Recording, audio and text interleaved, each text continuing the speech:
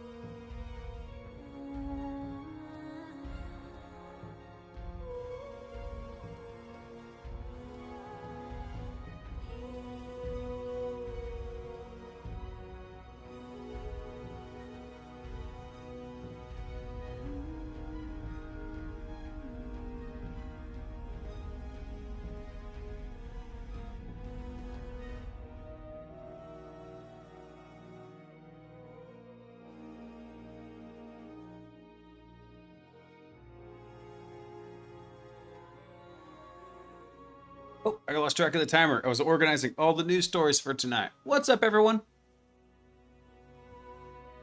Let's see here. This thing working? Hang on. Hang on. Stand by. Fixing stuff.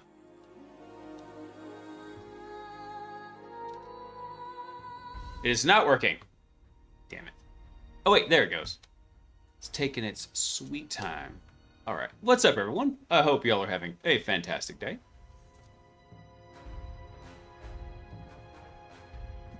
Oh, let's see here.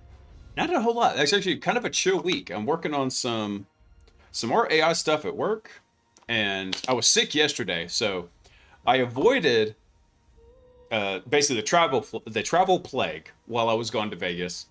Came back Monday, I was doing all right, but then I had this mad dash to finish a report, and it was actually just a subsection of the report, but it was very involved. And so what I thought was going to be like a really chill Monday turned out to be full on crushing it mode Monday. So good thing I was prepared. Typically, when I'm writing a report for a client, we'll include an attack path diagram, which is a visual representation of what we did in the environment and which path we took and where it went and where it led us. This particular client, I actually had to end up making 5 of them because we found they had 3 different networks that we tested, and we found an additional method of exploiting one of the networks. So that was 2 for the price of 1.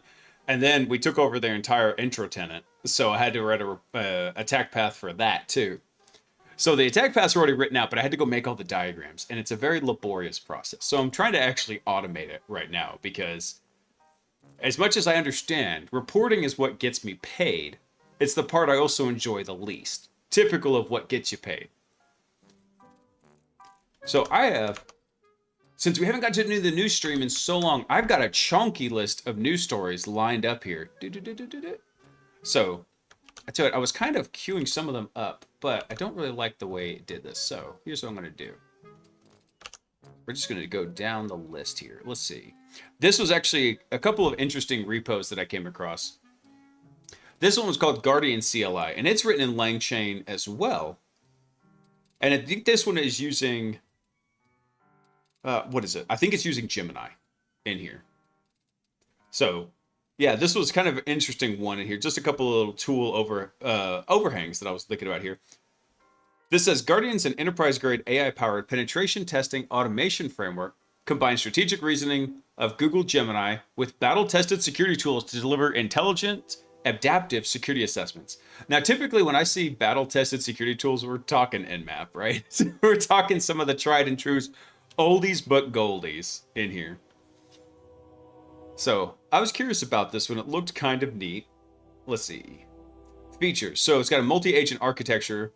So it's got a planner, a tool selector, an analyst, and a reporter. Actually, I'd be very curious to see how they did the tool selector because I have been considering putting a tool selector into Hackbot for this very thing. So I'm going to dig into that a little bit.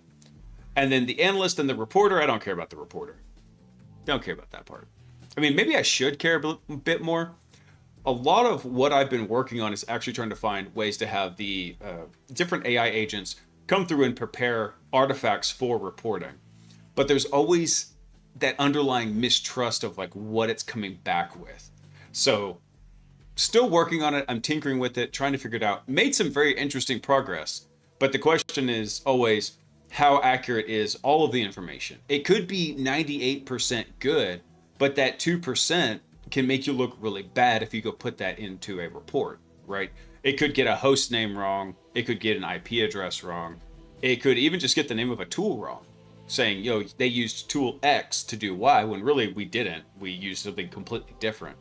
So there's always a lot of like proofreading and double checking of information in there. Let's see, what else do we have here? Extensive arsenal of tools. So Nmap and Mascan, HTTPX, WhatWeb, and WAFWoof. Oh, good old WAFWoof. Let's see, subdomain discovery, vulnerability scanning, SSL and TLS testing, RIP. And then content discovery with GoBuster and FUF. Okay. Interesting ideas here. And then reporting. Actually, really, I just want to know how they're doing this tool selector. So I'm going to dig into that in just a second here. Professional reporting. I mean, that's what they say, but honestly, if you think about it, what they're looking at here, this is not really a penetration tester. This in here is a vulnerability scanner with an AI overlay. That's really what it is. At least they made it really easy to go install, though. Using a Docker container, that's nice. Let's see here. I want to see how they've got this kind of put together in here. Let's see. So we got our AI components, prompt templates. Oh, so he did these in Python as well. Interesting that he put these in a .py though. Well, he just defined them as strings in here, which I guess you could do. That's not a bad thing to do. I think on Hackbot, we're going to break those out into individual markdowns. But let me see here. I want to see where he's got this tool selector set up. Okay, so he's got it set up where you have an individual tool for each one of these. So, Vaquero, what's up, brother? Happy Wednesday. I almost said Saturday. Happy Wednesday. It's been so long since I did a Wednesday stream. I almost forgot what day it is. Let's see. What about utilities? Where is this tool selector? I want to know where this thing is. Because I'm just curious. I have my own idea about it. I was going to call it the quartermaster, right? Like you got to go request tools from the quartermaster. Maybe it's in the core? Let's see. Tool agent. Here we go. Let me see how he's doing this real fast. Tool selector agent selects appropriate pen testing tool and configures them. Nice. So what do we have here? So they've got whatever the tool definitions are for all these various tools they've got in here. And we have available tools. I'm just reading through this real quick. So it defines an execution for these. Let's see. Configuration for the tool. Execute. Parse selection. That's it? That's it for the tooling? Okay. Hold on, let me go check his AI section in here, because this is where he's got all of his prompts set up. Prompt templates, let's see. Tool selector, here we go. I'm curious to see what he's got written up in here. Oh, he literally just has the available tools listed. And some rules for choosing the tools. Okay. Suboptimal, not exactly what I was hoping for in here. Let's see. Oh, there's the system prompt. Here we specify objective, target, type, and phrase. And provide some context, so that's good. He's got it a bit... I don't get why in his system prompt and then down in his selection prompt, he's got the available tools duplicated, because the two just get smashed together whenever you're providing it in here. I think it's an interesting idea, but ultimately, like, not a lot to write home about. Which is unfortunately what we're seeing a lot with many of these like AI pen testers. They're really interesting, but not so much. So keeping on the AI train, check this out. OpenAI admits prompt injection may never be fully solved, casting doubt on agentic AI vision. It's probably not. It probably isn't. There's no good way currently with the technology of large language models to defeat prompt injection. There are ways to minimize it, but it's the same thing with hallucinations. These are probabilistic machines. They're not deterministic. Same thing like with winning the lottery. Think about the odds of you winning the lottery are so amazingly small, but someone still wins, right? You're still looking at that kind of perspective. Now, if I had an AI system where the probability of me getting junk out was the same ratio as me winning the lottery, I would probably trust it. But we're not to that point yet. Let's see. Let's look at this right. OpenAI acknowledged that prompt injection, text-based attacks on large language models running in browsers may never be completely eliminated. Still, the company says it's optimistic about reducing the risk over time. They probably will find a way to reduce it. I don't think with the current tech they're going to find a way to eliminate it, though. OpenAI has released a security update for the browser agent in ChatGPT Atlas. The update includes a newly adversarial trained model and enhanced security measures prompted by a new class of prompt injection attacks discovered through OpenAI's internal automated red teaming. The agent model in ChatGPT Atlas, that was just, unfortunately that was a dumpster fire, is one of the most comprehensive agent features OpenAI has shipped to date. The browser agent can view web pages and perform actions, doing clicks and keystrokes just like a human user, and that makes it an easy target for prompt attacks. But AI models that simply read text on websites can also be hacked this way. as has already happened with OpenAI's deep research in ChatGPT. Also, Germany's BSI has already issued warnings about these prompt attacks. Basically, because if you think about it, every piece of text that's on this page, visible or invisible, would be fed to that AI model. And so there's nothing to say, hey, we can't just have a prompt injection hanging out in there. Do you really have to go out now, Peaches? Why you always wait till the stream starts? You're killing me. Hang on, guys. Peaches is sitting here begging, doing the potty dance. Let me go let her out real fast. Be right back.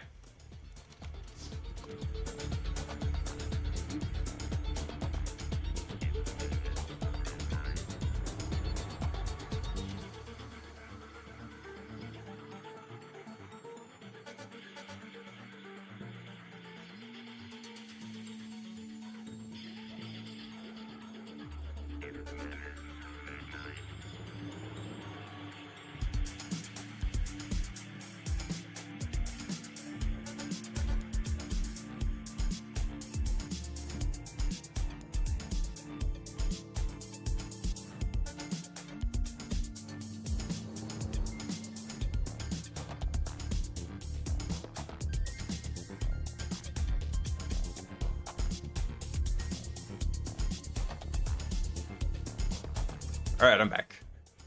I think I just noticed that the green screen is way off too. What side is that? This side? All right, hang on. It's too far over. Almost. There we go. All right. Had the green screen out of position. So let's take a quick glance at the rest of this here. So this is going to be a security problem that never goes away. Prompt injection attacks aim to manipulate AI agents through embedded malicious instructions. The instructions try to overwrite or redirect the agent's behavior away from what the user wants and towards what the attacker wants. So the attack surface is virtually unlimited. Anywhere a language model can read text from a target, including emails or attachments or calendar invitations. That's a juicy one. Not saying I've used that, but I've definitely used that. Shared documents, forums, social media posts, or any website. Pretty much. Humanity needs to hit the brakes on AI. I agree, Vaquero. I very much agree. Because they're rolling it... the way I like to liken it is to Cave Johnson from Portal 2. We honestly don't know what we're doing here. We're just throwing AI at the wall. We're going to see what sticks. Except he said science, but tomato, tomato. Let's see. Since the agent can perform any of the same actions as a user, a successful attack can have broad consequences, from forwarding sensitive emails and transferring money to editing or deleting cloud files. Yeah. How malicious email could resign on your behalf. That'd be funny. So as a concrete example, OpenAI presents an exploit discovered in its newly developed automated attacker for security tests. The attack unfolds in stages. An attacker plants a malicious email in the user's inbox containing a prompt injection. The hidden instruction tells the agent to send a resignation letter to the user's CEO. Nice. When the user later asks the agent to write an out-of-office message, it stumbles across this email during normal task execution.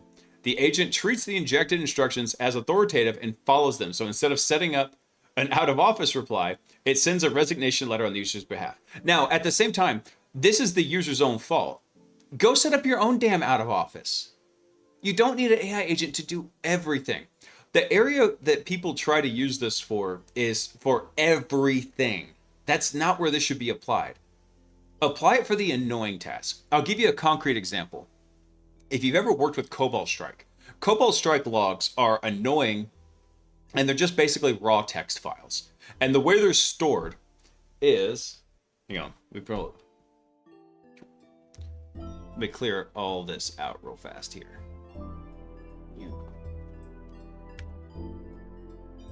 So the way those Cobalt Strike files are stored is they're stored in a logs directory, right? And then they're stored by date. And then underneath that date, then they're stored by IP address. So it goes from log to date to IP address. And then underneath there, because you can have multiple C2 connections to an IP, then you've got your beacon ID in here. So beacon ID. So what's the downside to this? Well, down here at, date 1, we're going to have this exact same duplicated structure at date 2. The same IP address down here and the same beacon ID. So what happens? When I want to go see what happened on this system, I had to go pull this log for each of these every time. And it gets really cumbersome and annoying to control these together. So what did I do? I actually had Claude Code go and make a special agent to go read these. And it goes through and it says, hey, okay, I'm going to go read the Cobalt Strike logs. This is how they're structured. Here's how I'm going to correlate everything. Bam, bam, bam, bam, bam. So it first finds the beacon that I'm asking about, and then it goes and reads the logs for that specific beacon.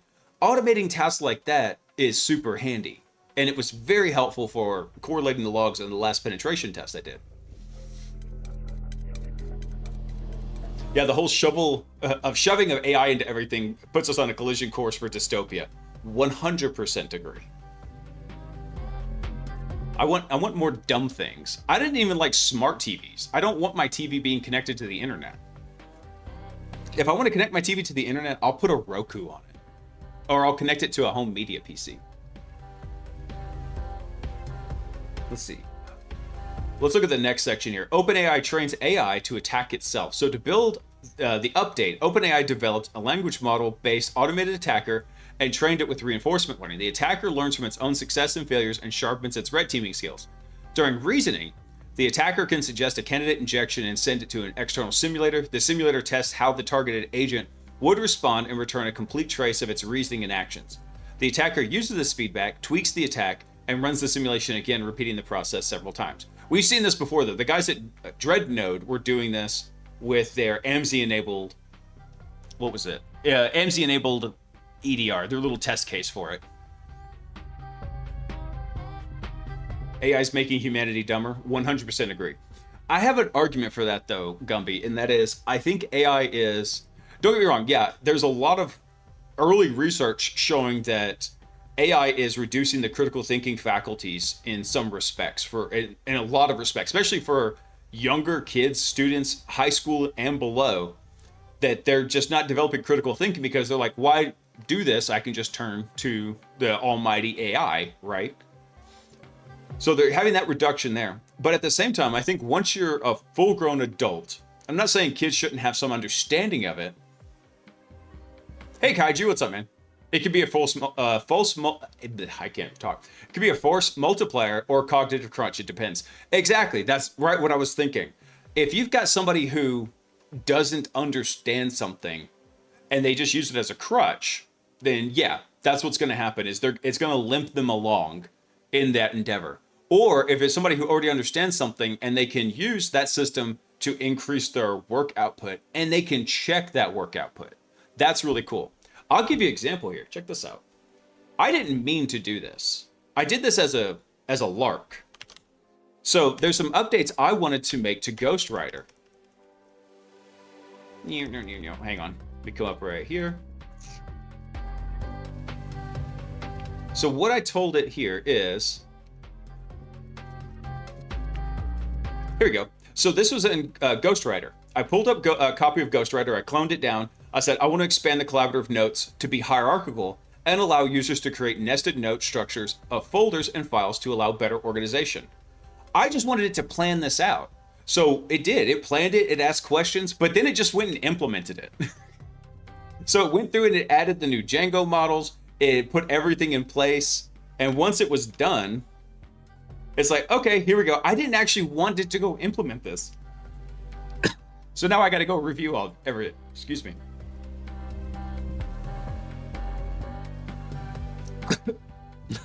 Hang on a sec. I'm choking on my everything. So this is pretty cool.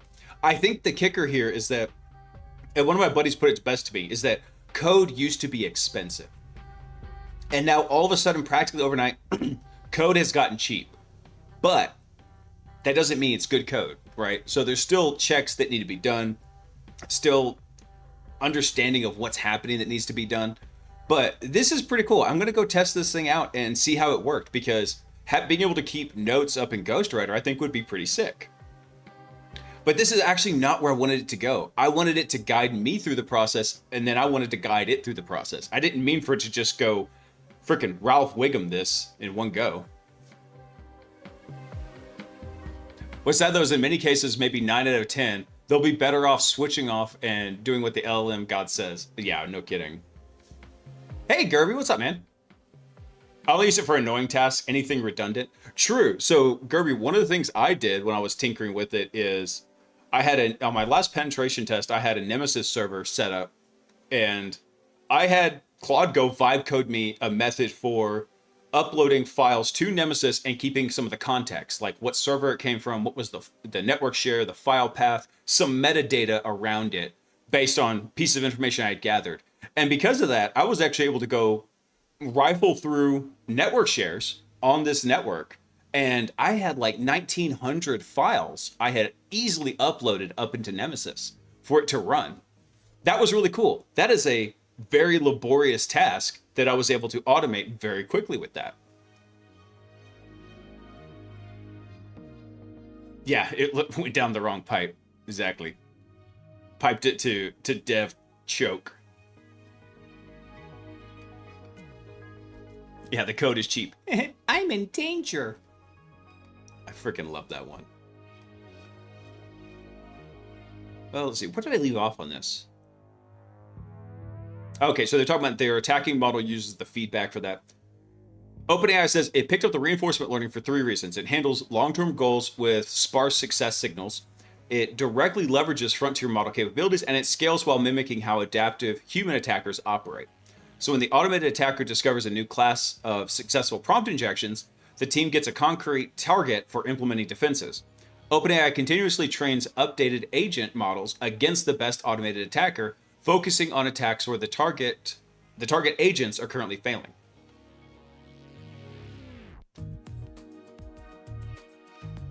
TryHackMe is doing a revamp of their SOC modules, giving raffle tickets for completing their improved blue team track rooms. Now, speaking of TryHackMe, longtime buddy of the channel, Tyler Hacksmarter, he just recently cut ties with TryHackMe because he doesn't like the direction they're going of using people coming in and trying to learn cybersecurity and taking all that information and trying to make cybersecurity AI agents with it. Basically scraping that from aspiring learners. Now, I really hope they're scraping what we're doing with Hackbot because they're just going to get a lot of junk out of that. I really hope they are, because Hackbot went way off in left field. But I bet that might be why, because what are they wanting? They're wanting users to go through and so they can collect that telemetry. Now, the downside about that is, though, Kaiju, from that perspective, if that's what they're really trying to do, I'm speculating here. They're going to get so much noise out of that because they're not going to get high quality signals because they're literally training it on people learning, not experts doing the activity. So anyway, next section. OpenAI offers no guarantees but remains hopeful. Well, you got to remain hopeful. OpenAI admits that deterministic security guarantees are challenging with prompt injection. The company sees this as a long-term AI security issue that will require years of work. Still, OpenAI says it's optimistic with the proactive cycle of attack detection and rapid countermeasures can significantly reduce real-world risk over time. The goal is users should be able to trust a ChatGPT agent like a highly competent, security-aware colleague or friend. Press X to doubt. I don't trust it. I like some of the stuff it does, and in some areas where trust is not needed, it's fine to let it run, but oof. So for users, OpenAI recommends several precautions. Use logged out mode when possible. Check confirmation requests carefully. Use the agent explicit instructions instead of broad prompts like review my emails and take whatever action is needed. Yeah, but so you say that, but the kind of stuff this is going to attract is typically people in the bifurcation. Hey, I don't want to answer any of my emails. ChatGPT, you just do it for me. Or the people are going to say, don't read my emails. I don't trust you. I'm going to do it myself. That's usually the two it's going to fall into.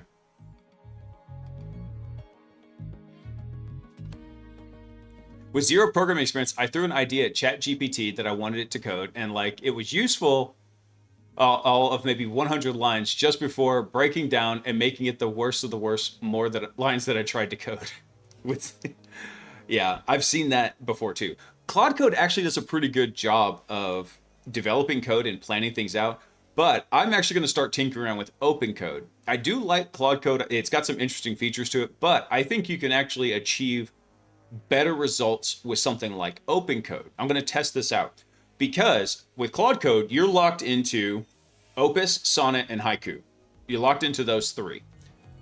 Whereas with OpenCode, I could say this agent is going to go use this model, and this agent's going to use this model. So if you've got a model that is really highly specialized in a particular task, then boom, you just target it right to that. Cypher, what's up, brother? See, I haven't got to mess with OpenCode yet. I didn't really get onto the Claude Code train until December when I took a class with Jason Haddix, and he was showing me some of the stuff he does. And I was like, ooh, that's interesting. That is very interesting. So I like the idea, but I'm going to probably I'm going to tinker around with OpenCode. I think the difference is also that Claude Code is a very general AI agent. It really is. It can do just about anything on your computer that you want it to do. Within reason. It's gonna make mistakes, right? But on the other side, OpenCode, from what I've been reading, is really geared more towards developing code. So that's where I want to go mess with it some more. Let's see. What about this? The deeper problem with OpenAI's framing. OpenAI compares prompt injection to scams and social engineering on the web, which have also never been fully solved. But the comparison is misleading. Social engineering and phishing exploit human weaknesses, intention or trust or time pressure, where humans are the weak link. Prompt injection is different. The vulnerability is technical, baked into the architecture of language models themselves. The system can't reliably tell the difference between legitimate user instructions and malicious injected commands. The problem's been known since GPT-3 and remains unsolved despite many attempts. Yeah, many attempts. One of the things they even try to do is they try to put dumber language models in front of the smarter language models, almost like a gatekeeper. It's kind of funny. So with social engineering, users can be trained and educated. With prompt injection, it's on OpenAI to find a technical fix. Well, it's not just on, I wouldn't put this just on OpenAI. This is just the entire field ad nauseum. So by equating the two, the company shifts responsibility onto users, or at least suggests it's acceptable that agents fall for scams since humans do too and still use the internet. Yeah, but like they were saying, I can train a user how to do certain things and not do certain things. So why could this derail the vision of autonomous AI agents? So until this technical security flaw is fundamentally solved, and OpenAI itself acknowledges it may never be resolved, it's hard to fully justify AI agents for sensitive tasks like banking or accessing confidential documents. The idea of an AI agent trading with each other or handling automated shopping also seems unlikely to work safely. Right. Prompt injection could prove to be a showstopper for the vision of the agentic web, where AI systems act autonomously online on behalf of users. Anthropic recently showed that its most powerful model to date, Claude Opus 4.5, failed for targeted prompt attacks more than 3 times out of 10. So that's unacceptable failure rate for any transactional agentic web. Pretty much, yeah. Imagine if there was an exploit that was available in a system that allowed you to take full control of it, but it only succeeded 10% of the time. That would still be a big issue. That would still be a patch now issue.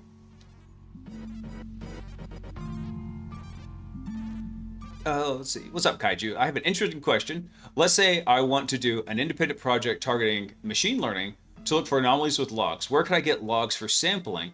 Are there any lying around somewhere, and what kind of attacks are these? These attacks were particularly talking about prompt injection attacks, Kaiju. Now, that's been a constant issue. Actually, I think one of the few companies I know of that is doing something with that is CrowdStrike. With Falcon. Falcon has some kind of machine learning setup built into it. I don't think it's a large language model base. I could be mistaken, but that's always been the biggest problem whenever you're trying to do any kind of AI or machine learning is getting clean labeled data. Basically data that says, hey, when it looks about like this, it should match to this. When you see feathers and a beak and 2 feet, it's probably a duck, right? But then along the lines, you have somebody come in and throw like a duck-billed platypus and just throw the whole thing off, right? So it's not a simple problem like that. I don't know of any data sets where you could find something like that, Kaiju. That's the hard thing. Oh, it's behind an ad. Basically said it's hard to find that data. It's hard to find it. It's hard to get it. Companies covet that stuff. All right, let me change that to covered. What's next here? Ooh. This looked interesting. I meant to leave that up. Hang on. I am not a robot. Tren de Aqua. Aragua. Tren de Tren de Aragua. Aragua. Those guys. Members and leaders indicted on a multi-million-dollar ATM jackpotting scheme.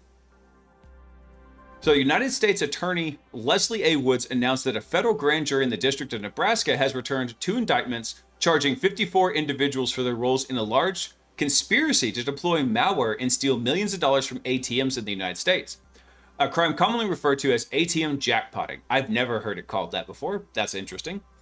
An indictment returned on December 9th of 2025 charged 22 defendants with offenses corresponding to their role in the conspiracy, including conspiracy to provide material support to terrorists, conspiracy to commit bank fraud, conspiracy to commit bank burglary and fraud and related activities in connection with computers, and conspiracy to commit money laundering. So the indictment also alleges that Tren de Aragua, also known as TDA, has used jackpotting to steal millions of dollars in the United States and then transfer the proceeds among its members and associates to conceal the illegally obtained cash. That's interesting. Let me see if do they have any technical details about this. One of the individuals named in the indictment, Jimmy Romina Araya Navarro. That's a long name, dude. An alleged Tren de Aragua. Why did you shorten it to TDA and then you're going to spell it out here? Anyway. An alleged TDA leader and Venezuelan entertainer who is sanctioned by the United States Department of Treasury, Offices of Foreign Assets Controls. God, this is so long. This is why I usually don't read Justice Department memorandums. Let's see. He escaped from a prison in Venezuela in 2012. Has set up a money laundering network. Let's see. Navarro was indicted by the grand jury in the District of Nebraska for material support. Let's see. Did they give any other information about this? No, TDA bad, TDA bad. TDA violent.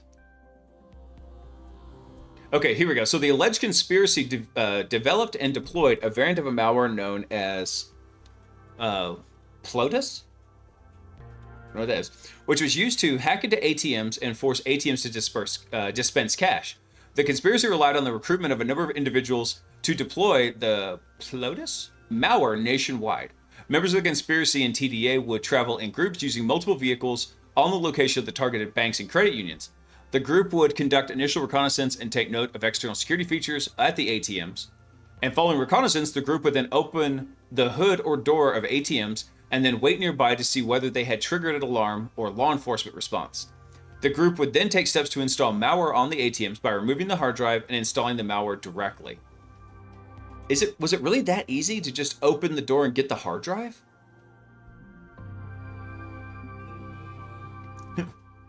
the Aragua train, I know, right?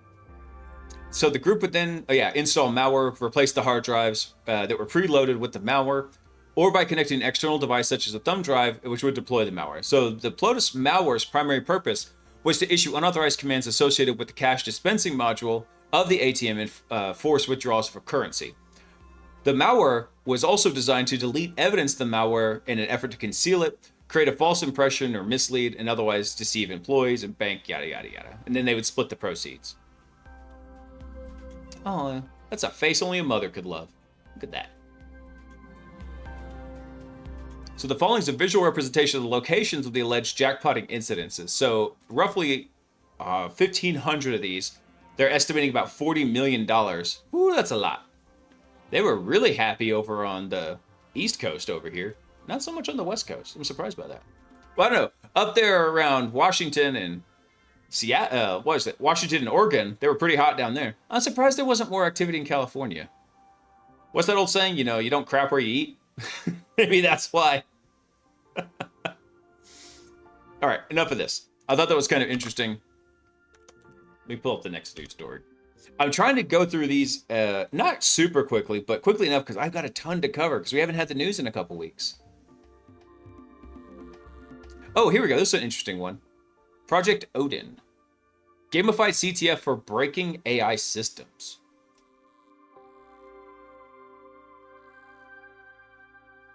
If I can... Oh, God, you're... your website is terabad. There we go. I got to zoom in so far it thinks I'm on mobile. Let's see. So AI security research is still largely learned through scattered blog posts, academic papers, and informal experimentation. It's slow, opaque, and difficult to measure progress. Traditional CTF solved this problem for binary exploitation and web security by creating clear objectives, feedback loops, and a competitive motivation. Agent Odin applies the same philosophy to Gen AI security. Gen AI. Instead of reverse engineering binaries, players reverse engineer model behavior. So instead of payloads, players craft social engineering prompts. Could we get like a common vernacular for this? It's not social engineering prompts. It is a prompt injection. As much as I hate that term, I don't think prompt injection should be used in the vernacular the way it is.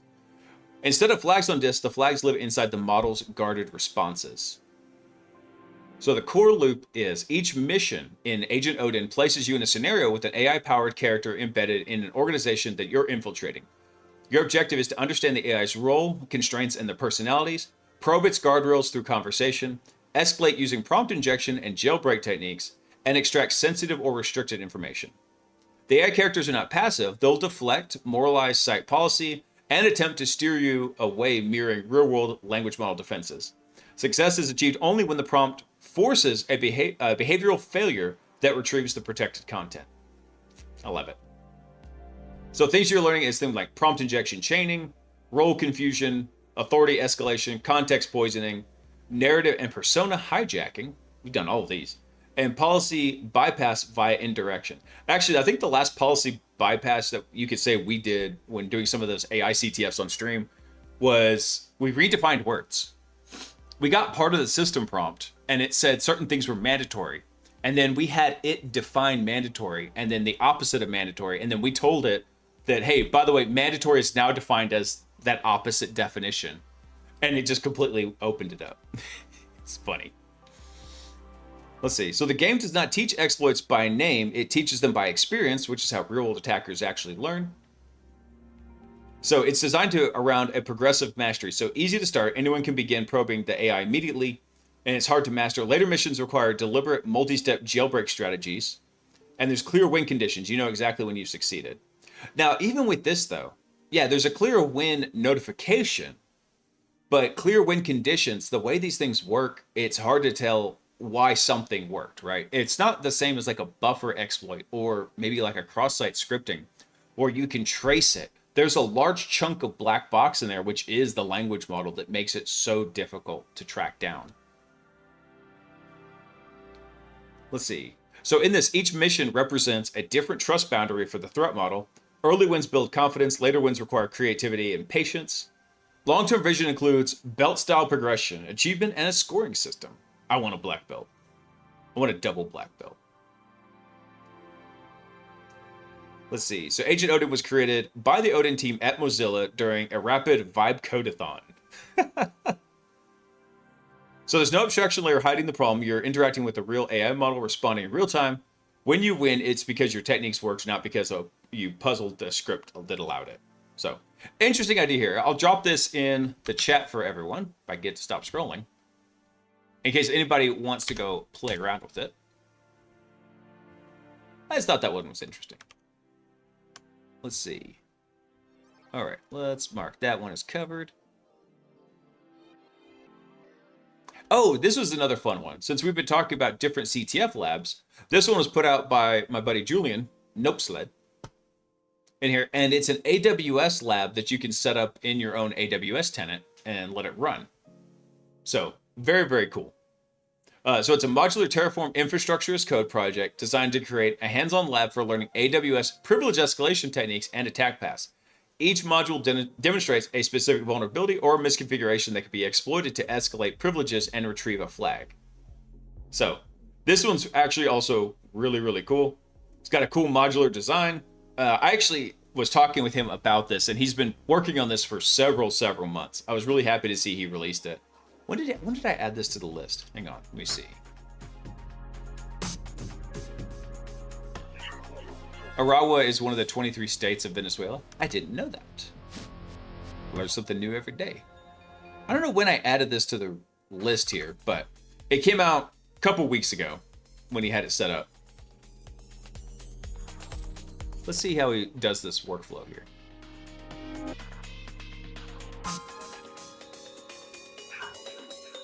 Easiest way to use the lab is to fork the repository and deploy the labs using GitHub Actions. Oh, nice.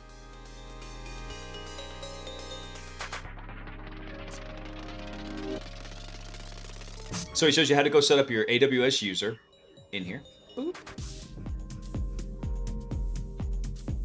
Username, AWS lab.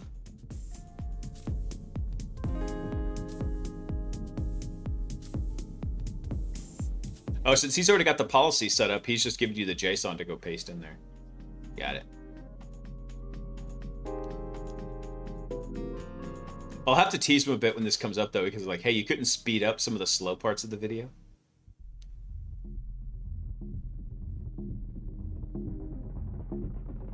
So he goes through, then after he creates it, he actually creates the policy definition.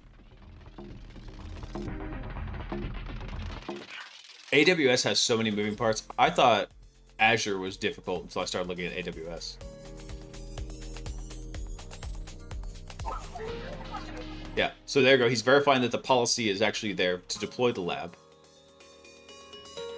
And now he's actually creating the user with that permission set. So then he comes through and gets the security credentials. I wish this had like a timeline so I could speed this up a bit. But essentially, yeah, the video's up on the GitHub for what he's doing.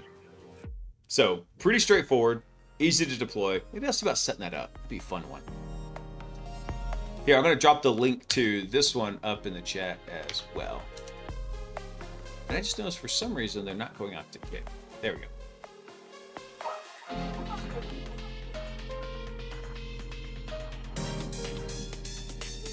That one was covered. What do we got here? This one is actually super interesting because I got to read a little bit on this one before it came up.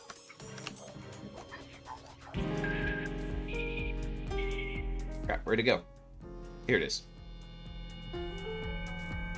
So this is a really neat project. It's a tool called iocane. So still extended, he drew in.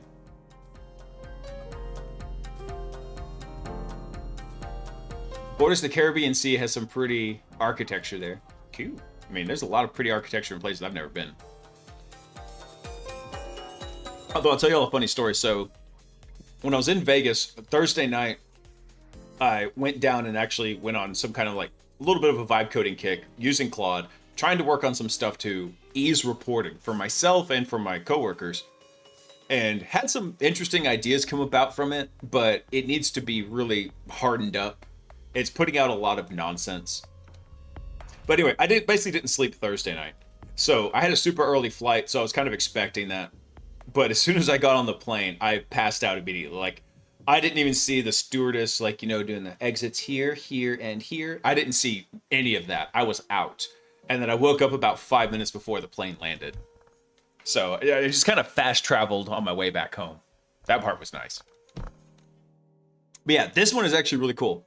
So, irritation in her presence. Until now, he was in full bloom and crudely lipstick mouths and used chased the girls and swallowed waddling women. Cowardice or not, with alcohol, consequently. Oh wait, hold on. Is this the actual one that I wanted? Dang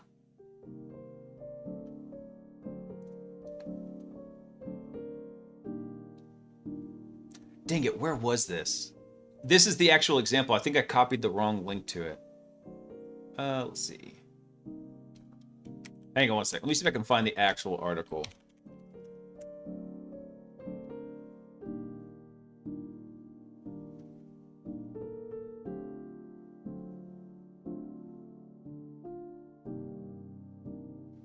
Where was this?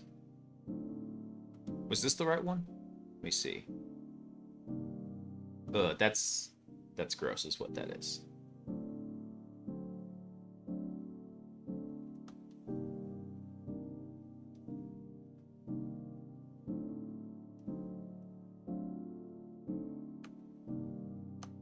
Where does he explain it though? Damn it. There was an article actually explaining it. So the idea here is that essentially once a language model kind of like browses to this, it's going to eat shit. Here we go. This guy's got it.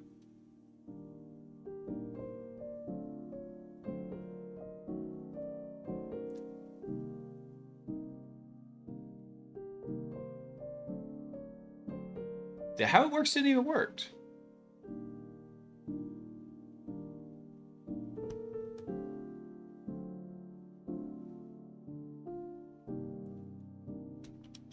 Hold on. Did he change the site?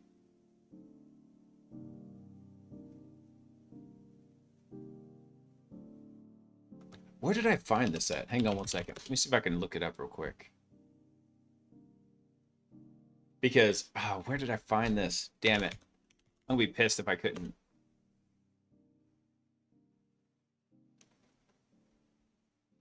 Let's see. This is from Madhouse.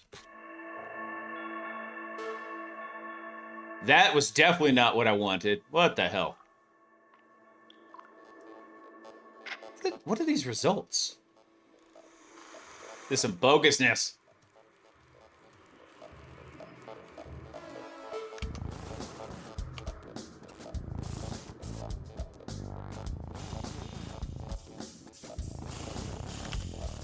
Come on, it's got to be in here.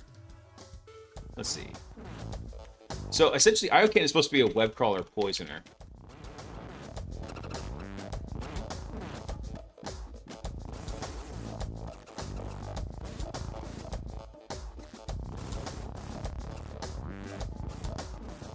I don't think this is the one I was looking at, but I think this might have it.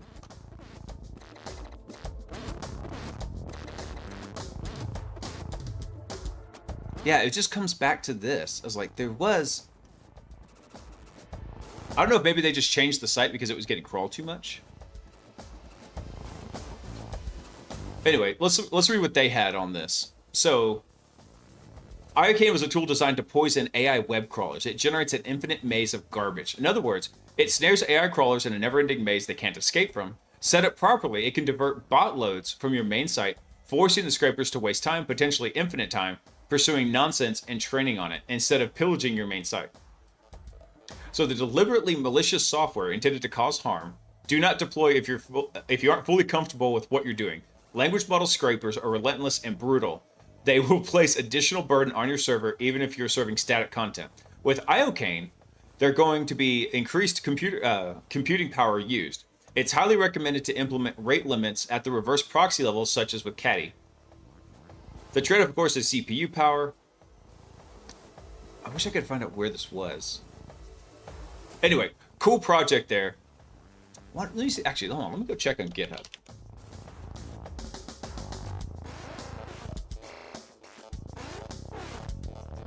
Let's see if I can find Iocane in here.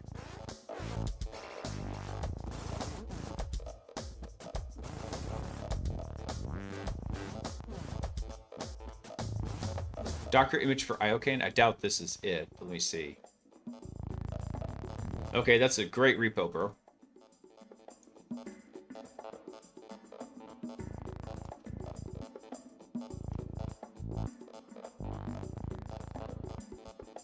Nothing much to see here. Thanks, guys.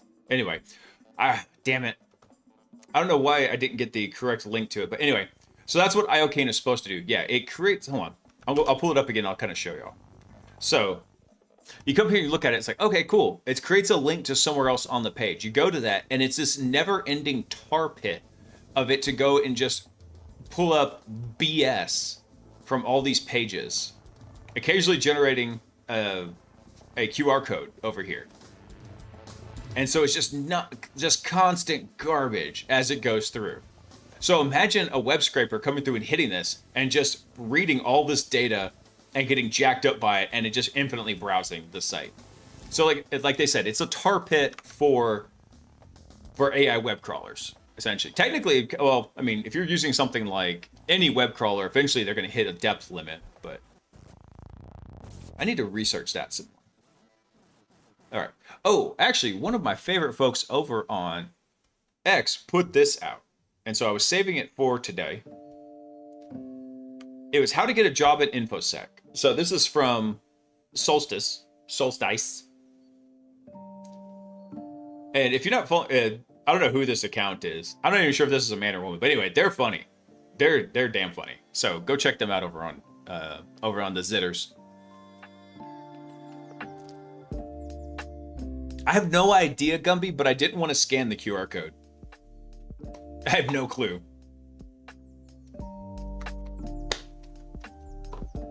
Let's see. So this is How to Get a Job in InfoSec by Solstice of Astarte over on Twitter. Reflections on trusting trust. To what extent should one trust a statement that a program is free of Trojan horses? Perhaps it is more important to trust the people who wrote the software. And that's from 1984 from Ken Thompson. So the hardest job in cybersecurity is your first one. True. It can be super intimidating and everyone feels imposter syndrome regardless of skill level because of how fast-paced and complex the field is. But that's fine. There's a lot of fun concepts to learn and practice. So here's a few tips that can hopefully help make the process easier to land your first cybersecurity role. First off, it depends on your prior experience and what type of role you'll likely be aiming for.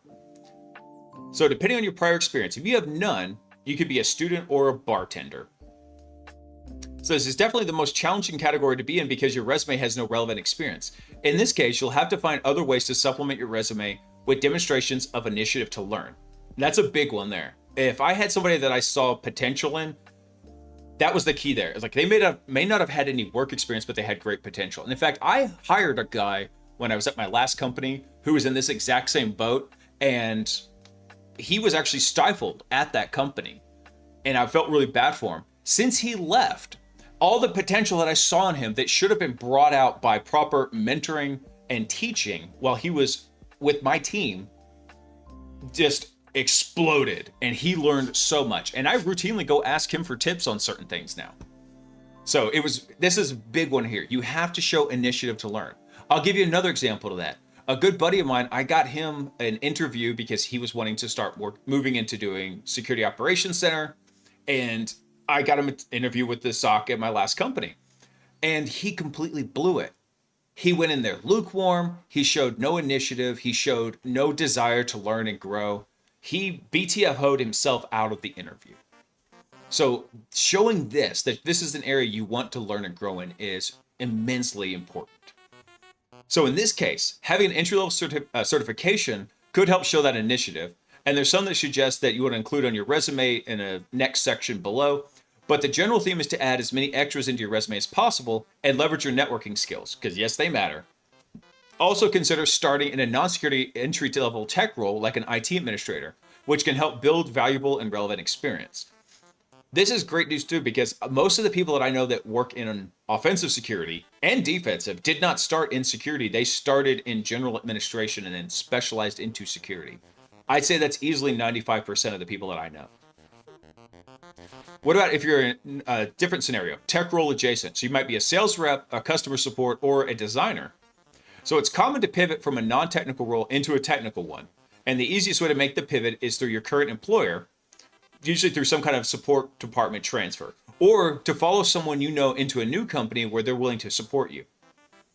Other scenarios, you could be a non-security tech role. So you might be IT help desk or support associate or a system admin or even a developer, right?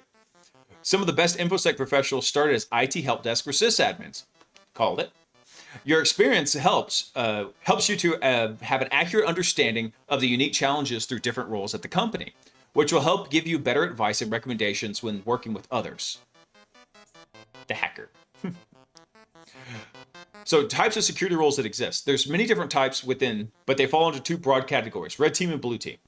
Red team is your offensive security. You're focused on breaking things, finding bugs, abusing logic, making applications misbehave in unexpected ways, and bypassing controls. Essentially, you're a hacker for hire.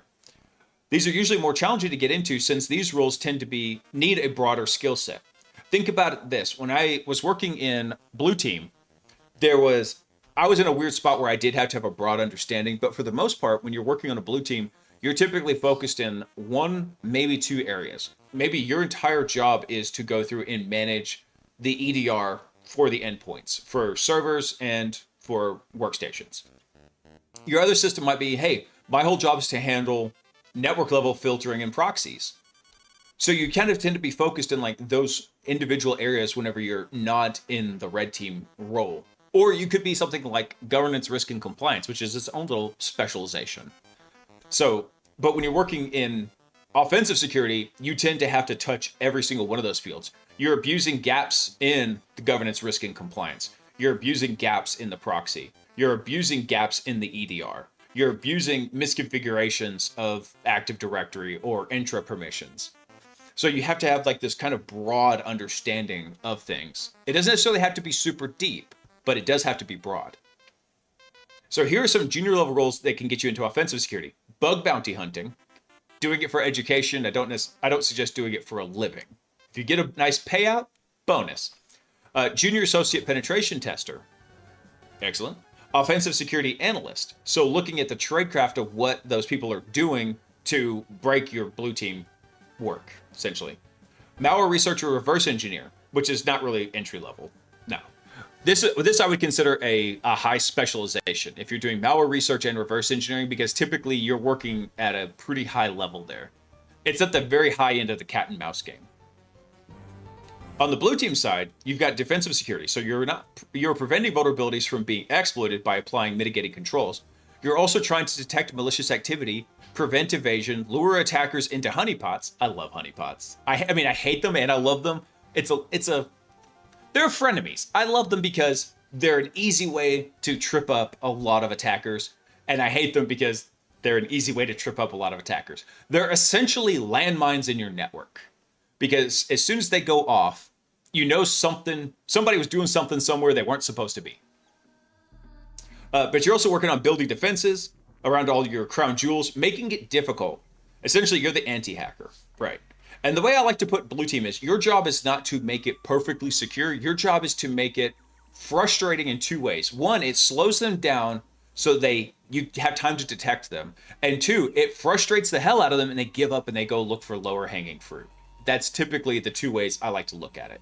There's no such thing as perfect security, so those are your best two ways to do it. And there's a wide variety of entry-level roles on the blue team side. Security operations analyst, incident response analyst, threat hunting, which if you're doing this, you're pretty much like the reddest of the blues when you're going through that section. Network or cloud or application or product security engineer, security architecting, security system administration. Because you got to think all the security systems, they've got their own infrastructure, they have to be administered. Doing malware analysis or digital forensics and investigations. By the way, if you like the idea of being a cop but not getting shot at, DFIR might be for you. Because you essentially are like the called in go-to investigators whenever, a shit hits the fan scenario occurs. We already talked about GRC, identity and access management specialists. Actually, I would say should be in much higher demand because 90% of what I do day to day is abusing identity and access management.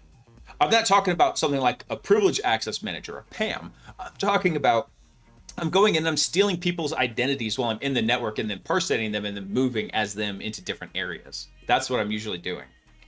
Let's see. Security incident and event management engineer, or otherwise known as a SIEM. Security compliance specialist, or third-party risk assessment management. So these ones kind of go hand in hand. These are GRC, compliance specialist, and third-party risk management. These are on what I would call the administrative side of the blue team over here. And so maybe you like the idea of security, but you don't feel like you're very technical, or you don't want to develop a deep technical understanding. Well, I take that back. You're going to have a technical understanding, but maybe not a technical skill set. There's a difference. You could understand something and not know how to build it, right? So GRC, what is it? Yeah, risk compliance and third-party management. Those three are the ones that I'd say if you want to go into it and you like the idea of it, but you don't have a technical skill set, but you have a technical understanding, those are great areas to be in. So the good news is many of these roles do not require prior experience and you can learn a lot on the job. Many of the compliance analysts can be a great starting point. Each of these roles is a whole field into itself. Make sure you do your research to understand that field, the keywords they use, the different strategies, the big players in the field, and there's a lot of blog posts and Twitter accounts and YouTube videos all about that. There's a YouTube video for everything. Did they do like tarot cards for DEF CON 32? I didn't go to 32. And I'm just seeing all these tarot cards here. And what about this? This is important too. How to improve your resume. So side projects. What have I been telling y'all? Side projects. So when I'm reviewing a candidate's resumes, side projects stand out the most. So this shows serious initiative to accomplish technical projects. It's important for the project to be public via either your website or on GitHub. I usually recommend just start up on GitHub and then put a notice of, hey, this is my GitHub account where you can go see what I've been doing. So examples of the side projects could be a personal website, interactive web applications for something you built, even if it's just a little toy to demonstrate something. It could basically do anything, doesn't matter. Could be a game or an app that lets you search book titles for keywords. Or a GitHub repo that has useful scripts, including dot files like your shell's configuration. But please not your API keys. Don't put your API keys up there. Another way to do that is blog posts. So writing about important skills in all the jobs. And blog posts help show off your ability to relay technical topics. Writing is also a great way of learning. So pick a topic you want to learn and write a blog post about it. Some ideas of what to write about are tools. What am I saying? If you're trying to understand a tool, go break it down and rewrite it. Go break it down, rewrite it, and then write a blog post about how you broke it down and rewrote it. And also a lot of people are like, well, that's kind of redundant. I'm getting really sick of the people that's like, hey, you should never remake code. I was like, yeah, that's how we get stuff like Shai-Hulud. Anyway, not going to go down that rabbit hole. But going through and understanding like how a tool works and rewriting it from maybe C# to Go, anything like that, that's a great experience. What if I don't know anything, but I know how to learn what should I do then? Then get learning, son. Get cracking. Every time I get excited, like I make excited, Peaches comes over. She's like, you okay, bro? Yes, Peaches, I'm fine. I'm fine. Don't pull my headphones, please. Yes, I'm fine, Peaches. Hold on. Hang on, guys. Come here, Peaches. Come here. Come here. Come here. There you go. This is Peaches, by the way. Let's see her. This is my Boston Terrier, and she's definitely an indoor princess. She has the ugliest little mug, and it's adorable. Yes, you are. Here, Peaches.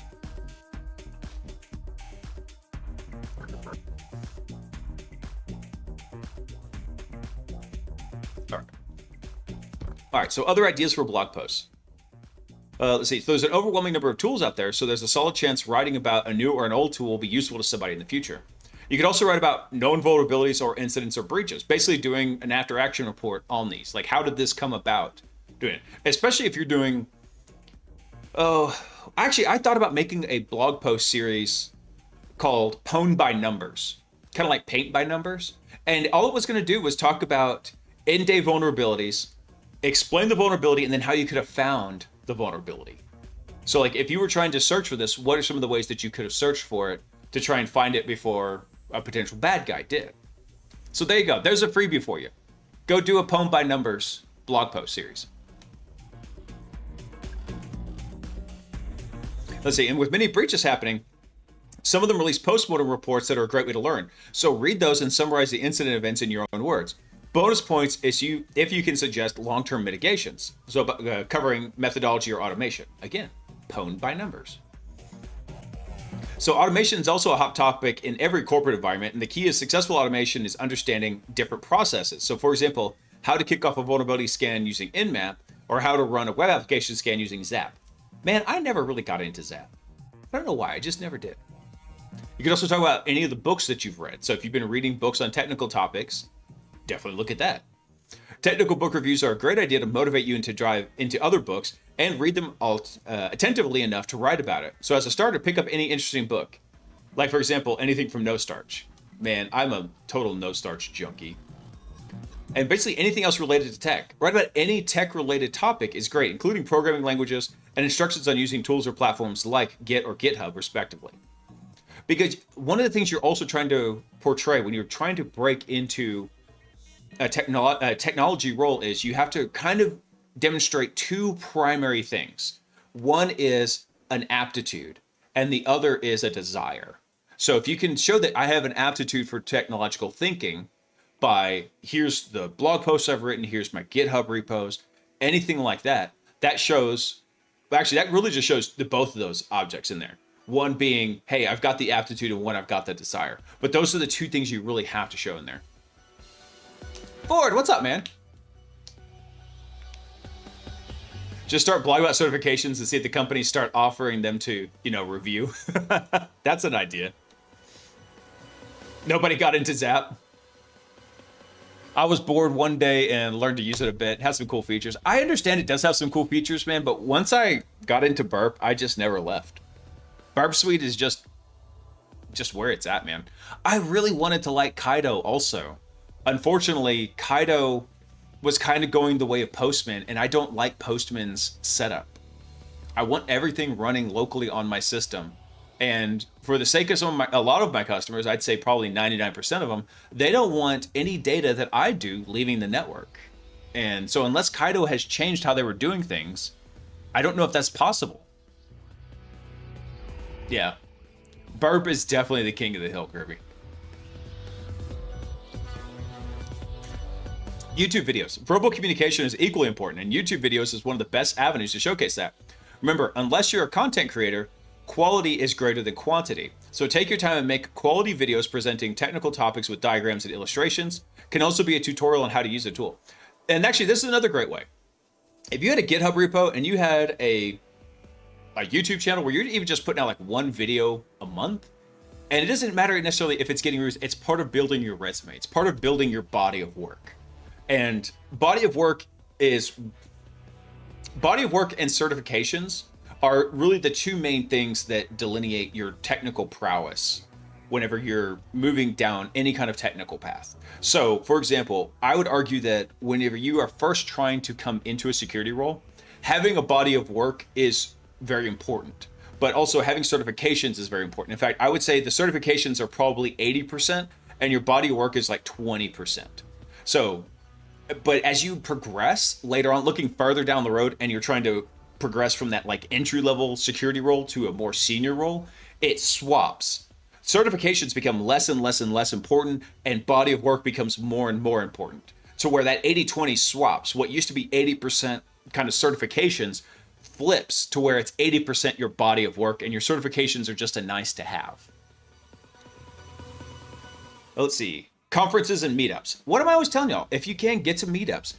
I know where Solstice is going to go with this, but as an aside, sometimes there's just no meetups near you, right? So one of the things you can do is be strategic and think about ones that are going to be high impact that you can go to like once a year if you can afford it. Other than that, get onto Discords, like actively get into Discord groups and go talk with people. Understand what they're working on. Show them what you're working on. Get advice from them. Give advice to them. You can't make it a one-way street. You're trying to network with them and build a relationship.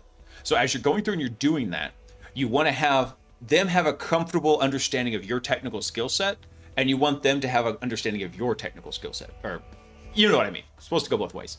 And in fact, two of the guys I got hired at my company, I knew from Discord, and we had lengthy conversations. I've seen what they were doing, and I knew their technical skill set, and so I referred them whenever we had positions open, and they've both been killing it. And I met them through Discord. But anyway, so conferences and meetups. So your professional network matters. Many jobs I've gotten were through referrals. I also know many people who have gotten jobs through conferences and meetups. I'll tell you another quick story on this. So I was literally just standing in line one day. I was teaching a course at Black Hat. I was standing in line for breakfast, and a guy just started chatting me up in line. We're in the casino at the line for breakfast, and he comes up and he's asking me a question. And I don't even remember what he asked me. I think he asked like what my title meant, because I think for Black Hat the badges say your name and then like your official work title. And at that company it said offensive engineer. So we started chatting. Turns out he was a VP for Amazon, and his team was hiring. He actually put me into their hiring pipeline right there when I was in Vegas. And I went and did like my first initial interview while I was there with them. So I didn't end up getting that job, but also wasn't really heartbroken about it because I didn't particularly like the job, but the salary was really nice. I wasn't heartbroken, but I could have cried myself to sleep with dollar bills. Anyway, but yeah, knowing who to go talk to and just getting to go meet people is super important. And I understand a lot of us, when we're working in technology, we're very introverted. We're just happy little hackers, content in our shells, but you got to get to know folks, and you got to know how to go help folks too, because helping them is one of the best ways to kind of build that network. Let's see. So many who work in tech are obsessed with their field and love to attend conferences and meetups and talk about their work. So they're passionate and are happy to talk about anything technical. As intimidating as it sounds, you can start conversations with what frameworks have you been working with, or which AI tools have you found to work the best, etc. Pretty much just ask them about themselves. Master the art of asking questions and asking follow-on questions, and then the conversation will carry itself. So don't expect to land a job just from attending one meetup. That said, if you're passionate enough to enjoy talking to people, it will eventually pay off. So if you're still in college, or if you're still in school, get involved with your community. So that can mean starting or joining a cybersecurity club and trying to contribute to it. So if there's a local DEF CON group or a local 2600, get involved with those, or Discord group. Another networking tip, add the hiring manager on LinkedIn a month or two before applying and like their posts. You might condition them into thinking you are competent. I'll tell y'all this. So every time I have been in a getting ready for an interview, one thing I have done is I figured out who was going to be interviewing me, and then I went and stalked them on LinkedIn, and I did OSINT on them, and I found out what their hobbies were, and I made sure to bring that up during the interview. If you're not applying some social engineering to your interviewing process, you're doing it wrong. The information's out there, make use of it. Let's see.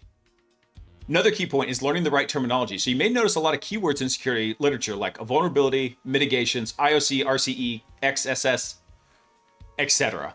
So these are all good to know, and they showcase your knowledge and understanding and allow you to respond well if someone uses them in an interview. You can also include them in your own blog posts or resume as concepts you're familiar with that you've been reading about and learning.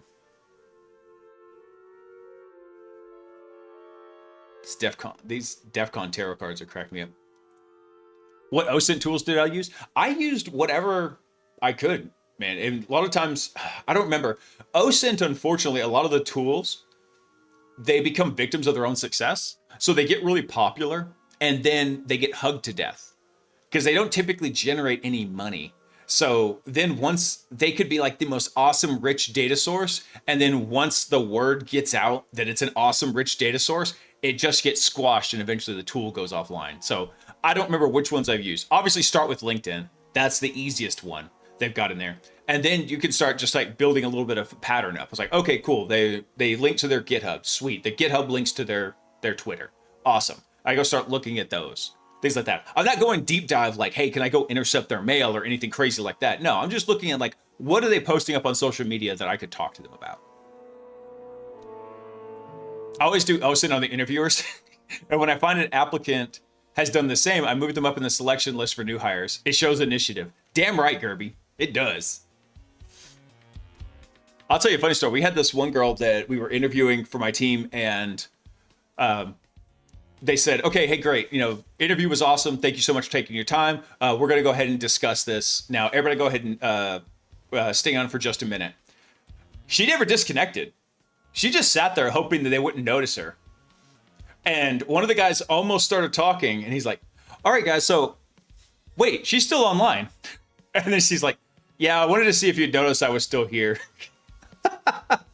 So yeah, she got bonus points for that. It was really funny. Anyway, let's see, what's the next section? How hiring managers look at your resume. So I've interviewed hundreds of candidates. It usually takes 10 to 20 seconds of a skim through a resume. Most hiring managers will diagonally skim through your work experience, looking for certain keywords. So keep your resume short and include as many important keywords as possible. So previous company, and in fact, what they mean by skimming diagonally is they'll start in the top left corner, read it, and then skim from the top right corner to the bottom left corner, and then skim again. Not necessarily the entire page, but in sections. They're going to do a zigzag motion down the page from top left to right diagonal, left to right diagonal. That's how they're going to read it. She is a gangster. She's actually working at a really, really big security firm now, and I don't get to talk to her very much, but I understand she's crushing it. So there we go.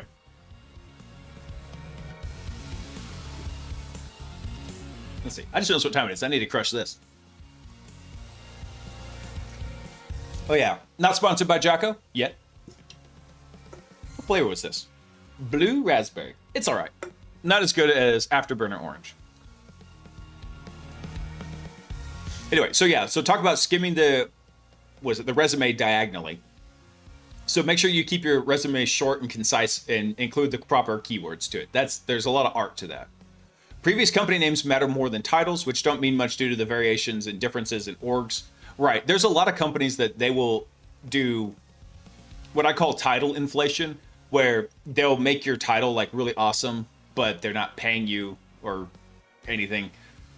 You see that a lot with a lot of overseas companies. I'll just leave it at that. Okay, so for candidates with no prior experience, a list of side projects like your GitHub repos matter the most. Exactly. So if you're part of a community, if you're working on different GitHub projects, if you've got a blog, if you've got a YouTube channel, or heck, even if you've got a TikTok where you're just talking about, hey, here's some interesting, tech stuff that I came across. Title inflate these nuts. Got me. You got me, B. What's up, man? By the way, happy Wednesday to everybody. I missed y'all for the new streams. Let's see. Oh, certifications are only marginally helpful if you have no prior experience, but I tend to ignore them completely. They don't correlate with real-world experience or capabilities. I'm going to disagree here because, yeah, I've seen people on both sides. They've got a certification and they really learned it, and you can tell that they really went balls deep into the material, or they just did it to pass it. And I will not outright dismiss anybody having a certification. I know what questions to ask to go look at them and say, okay, yeah, you took the test, but you didn't really absorb the material. And in fact, I had one question that I will not disclose, but with that one question, I could easily eliminate 90% of the people that were bogus and they did not understand anything of the certifications or technical background that they had. And it was a simple question. This was not a trick question. This was not, hey, give me which one of these is the better, most correct answer. No. It was a very simple, open-ended question. And depending on how they answered it, I could tell exactly where their skill level was and what they did and did not understand. It instantly eliminated folks real easily. And if they answered it poorly, the rest of the interview was really easy for them because I've already eliminated them. If they answered it well, the rest of the interview was hell for them because now I wanted to push them to see exactly how much information they had. So I can't tell you the number of guys that I hired that afterwards they said, God, I thought you hated me because you were drilling me on this stuff. And I was like, no, I did that because you answered this way.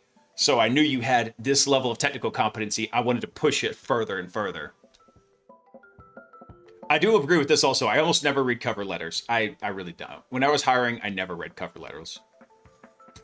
Tips for your resume. Keep it short, important stuff at the top. Add as many keywords as possible for the concepts you're familiar with. List tools and languages you've worked with. Don't be shy about any potentially relevant experience you have, like involvement in your local cybersecurity club, or participating in a collegiate programming contest, or attending local JavaScript meetups even. And you might joke about that, but actually here in Dallas, there are meetups for stuff like that.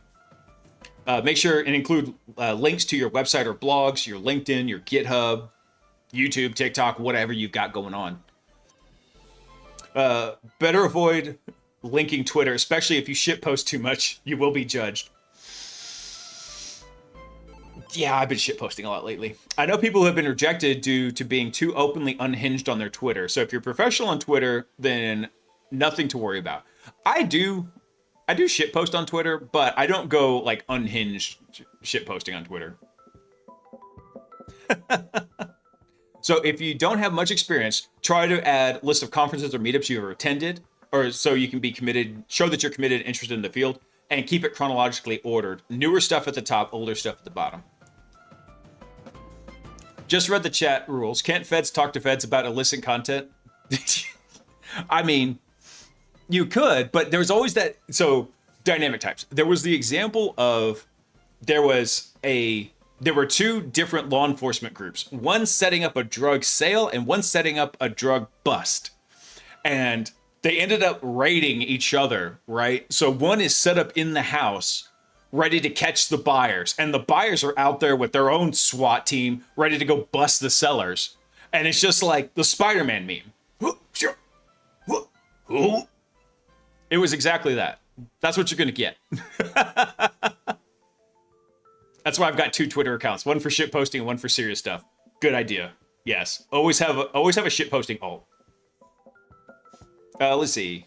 Should I get a cert? So if you have no prior experience in a field and no degree, an entry-level cert could help, something like the CEH or Security Plus. In other cases, a cert won't be that helpful. So a common trap with certs is some folks start farming certs, optimizing how they spend their time to learn how to pass the test. What'd I just say? And sometimes, and like I said, I got really good at interviewing people and knowing, did they just pass the test or did they actually learn the material? So instead of a cert, you should help learn by dividing deeper into technical concepts and broadening your horizon. See, I'm still going to disagree a little bit here because the certs can help depending on how you approach them, right? If you approach them of, I'm going to learn this to go past the cert, it's different than if you say, I'm going to learn this, and because I have learned this, I'm now going to pass the cert. There's a very key distinction in the approach there. One is an objective. The other one is an outcome of a larger objective. So if setting a cert as a target for learning helps motivate you, then sure. But otherwise, you can just do the learning without any certifications. The one trap to this, however, is that sometimes you don't know where to go. The world is a big place, and open world RPG gets difficult. You don't know where to go with it. So the one good thing certifications do provide is a learning path. So if nothing else, if you don't want to take the cert, at least get the syllabus so you can have some bullet points of like, okay, these are the material I should be learning. And let me see how it relates to like what was in the previous bullet point. If you have enough money for certs and enjoy taking them and have enough time to study for certs on top of studying cybersecurity in general, then sure. But often it's better to use the time to build custom home labs, work on side projects, and try to mock multiple choice than trying to mock multiple choice exams for certs. That's essentially, I was just ripping on people learning to just pass the cert. That's essentially what I did for the CISSP. I brain dumped that so hard after I finished it. I basically just took it for fun. My wife was still in school. She was studying all the time. I was like, okay, cool. I'll keep studying. That's what we did. If you do choose to study for a cert, make sure you look up the concepts and deep dive into them, seeing how they apply in the industry. Word. Mind you, there was a Fed who was on a mission or something and was following someone. He got pulled over by a street cop, but couldn't risk identity by showing his Fed badge. So he just had to get arrested and have some magic happen from above to get him back on his mission. That happens too, right? All right, so how do I pass an interview? So we're usually looking for candidates that are curious, care about learning, and show passion towards the field. So initial phone screen, it's usually a brief conversation with the recruiter, shows enthusiasm towards the field and the role. Hiring manager, and then next after that will be your hiring manager interview. Hey, Dynamic Types, thanks for coming online, man. I think it also depends on the certification. Like the RHCSA is pretty intense and actually requires you to be able to run all the terminal commands and configure the system correctly to the spec they tell you and to make sure the lab during the lab portion. So learning enough to pass it probably would make you really well-rounded. That's true. Some certifications are built like that. Bravo, or Brave. Sorry, these glasses, the chromatic aberration on them is real bad. So like, as I do this, I see the colors separate and merge all the time. I got to look at it at just the right angle. I kind of regret getting these particular glasses. But yes, another good example of that, I think, was not so much the CCNA. That's what I took, but something like the CCIE, where you actually have to go build the labs. I know a lot of folks that have passed the written CCIE that have never taken the hands-on CCIE. So if they tell me that they're a written CCIE, I'm like, okay, cool, bookworm. Show me you can actually go configure the routers. Damn it, I'm out of water. Sad. Anyway, so after your initial phone screening comes the hiring manager interview. So you're likely going to be reporting to this person, so let your curiosity shine through, ask questions, tell them what areas you're passionate about, show them that you're willing to learn, and show applications for those concepts. So if they ask about something you don't know, that's totally fine. You can follow up with, wow, I didn't know this. That's awesome. It's also okay if you know something to disagree with them. Because I had one interview where I disagreed with the guy and I argued with him. And finally, for the sake of continuing the interview, I said, okay, for the sake of continuing, I'm going to say, let's assume that it is the way you said it is. Here's how it would flow. Da, da, da, da. And it was an argument over a protocol stack implementation. I think it was with some kind of like real-time communication protocol. I forget which one it is, but we were arguing about where in the packet stack it was. And I was like, no, it's not up at layer 7. It's actually at layer 5. because it's not going to be running at layer 4 because the routers don't know how to speak this. They speak TCP and UDP and IP. I was like, so it actually sits here. It was at a different layer in it. And then he actually emailed me later and said, hey, by the way, I did some checking and you were right. The packet structure was like you said during it. So if you know something and you can prove them wrong, it's a double-edged sword. It's a high risk, high gain maneuver. Because if you can show them that, hey, I have learned this really well and that manager's not a total chode, then that's a great thing. They can say, oh, wow, this person actually knows their stuff enough to be able to have the chutzpah to come argue with me. Oh, dude, yeah, the CCIE hands-on is intense.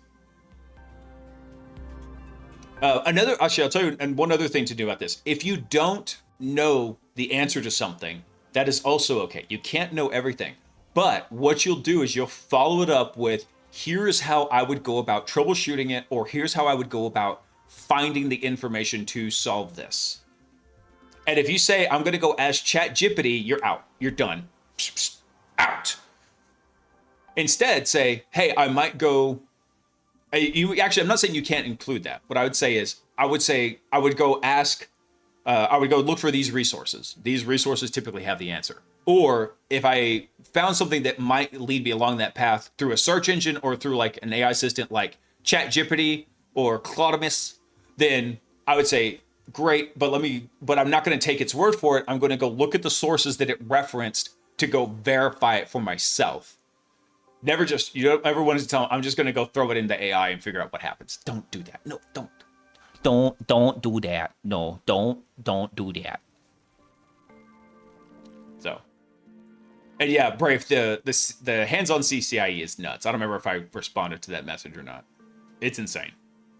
Okay, so after the hiring manager interview, and these ones could actually be swapped. You might have your technical interview and then your hiring manager interview. The last two companies I interviewed at, you had tech first and then hiring manager afterwards. But during the tech interview, that's where it's important to showcase your reasoning. You will not know all the answers, and that's by design. They want you to admit that you don't know everything. Never pretend to know something you do not. Instead, reason through it out loud and basically say out loud the steps you would take to learn and solve the issue. So list the different things you would want to try. It's okay to say you would look it up using ChatGPT or Claude. They use those tools too. Well, I kind of already covered that. And also, for all interviews, remember to bring up all your personal projects, your favorite security books, meetups you've attended. They want to hear about those. They want to know if you're going to be a good personality fit in the team as well. The hacker. I can and do know everything, just some info I'm quite inaccurate on. I got you. AI is pretty great as a data parser, but for actually doing stuff, I get you. Yeah, get it. No, totally do all these things so I get the job instead. Nice. Oh, the ads are up. Hang on, we'll chill out here looking at the cute DEF CON Wi-Fi girl real quick while the ads roll by. Actually, hold on, while it's doing that, I'm gonna get some water. I'll be right back.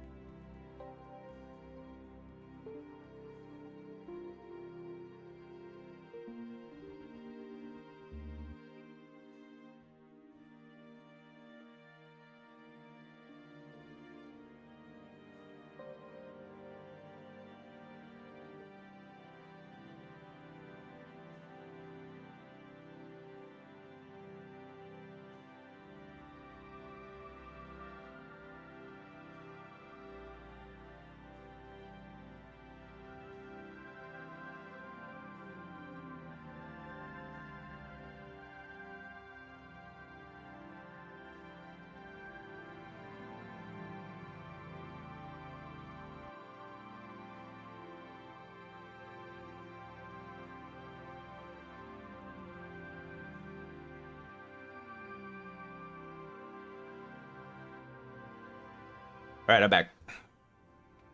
Guess who's back? Back again. Blaise is back. Tell a friend. Seriously, tell your friends. Have them come hang out. We have a good time in here. And I'm not pooping, Gumby. I was literally just getting my water. Well, I was getting my water and I was talking to Sock. I too know everything. Everything that is wrong and incorrect. I was talking with Sock real quick because I had to make sure that I knew where the kids were going tomorrow.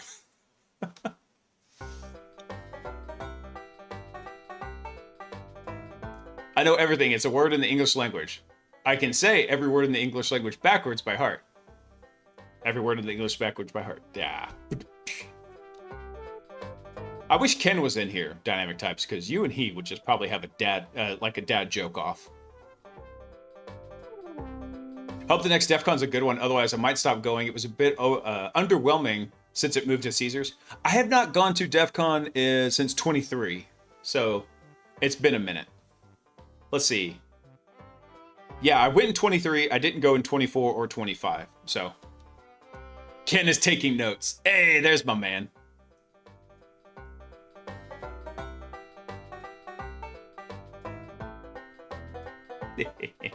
All right, what else we got in here? Let's finish this up. Okay, so how do I learn things? I want to learn things good and do other things good too. So cybersecurity is always changing and very fast. So it's important to learn how to learn. That's the biggest advice I get to right there.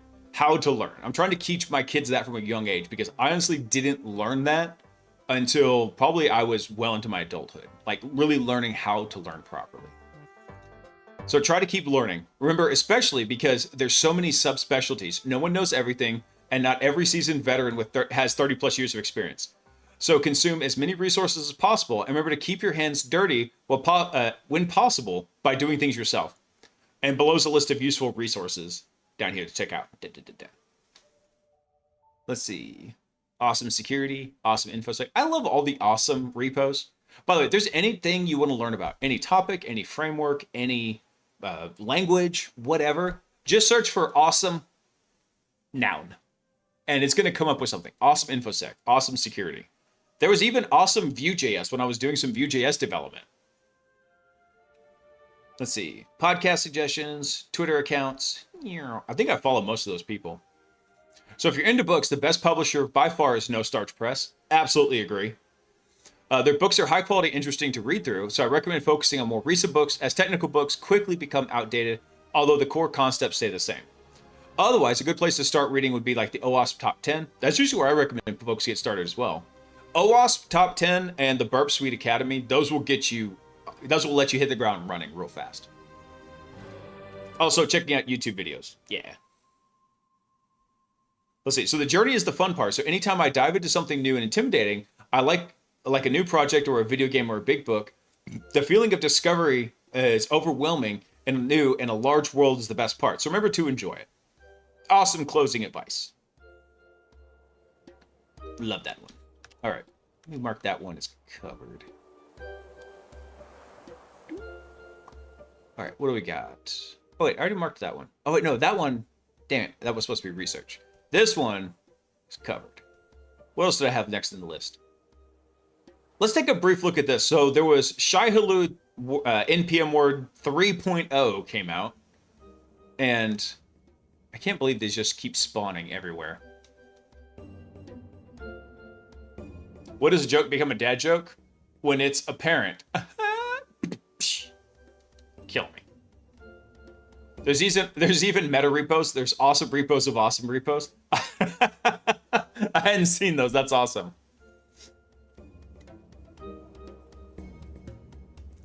I own some of the books from No Sarch and have some I got in means I don't want to mention because the feds are here. They're great. Yes. Beware the feds in chat. Hold on. This has to go away. Boop. I'll deal with the little... No, that load line's going to bother me too. Yeah, there we go. Elite Hacksaw using the inspect. All right. So, by the way, quick background for anybody who's not familiar. Shai-Hulud is a worm that was propagating through the NPM package management environment. And so the idea was that Shai-Hulud would would infect code, push a new update up to NPM. People would do an NPM install, it would bring it down, and then it would affect their repositories and then spread like wildfire. So and it has gone through now 3 iterations. There was the first one, and now the second one, now the third one. But I think they probably all follow the same kind of basic telemetry, which is steal all your secrets using something like Trufflehog and then post them up to GitHub. That's essentially what they're doing. Why did the duck fall on the sidewalk? He tripped on a quack. You know, I saw a roll of toilet paper getting blown down the street. The winds have been kind of crazy here in Texas. It was making really good progress till it got stuck in a crack.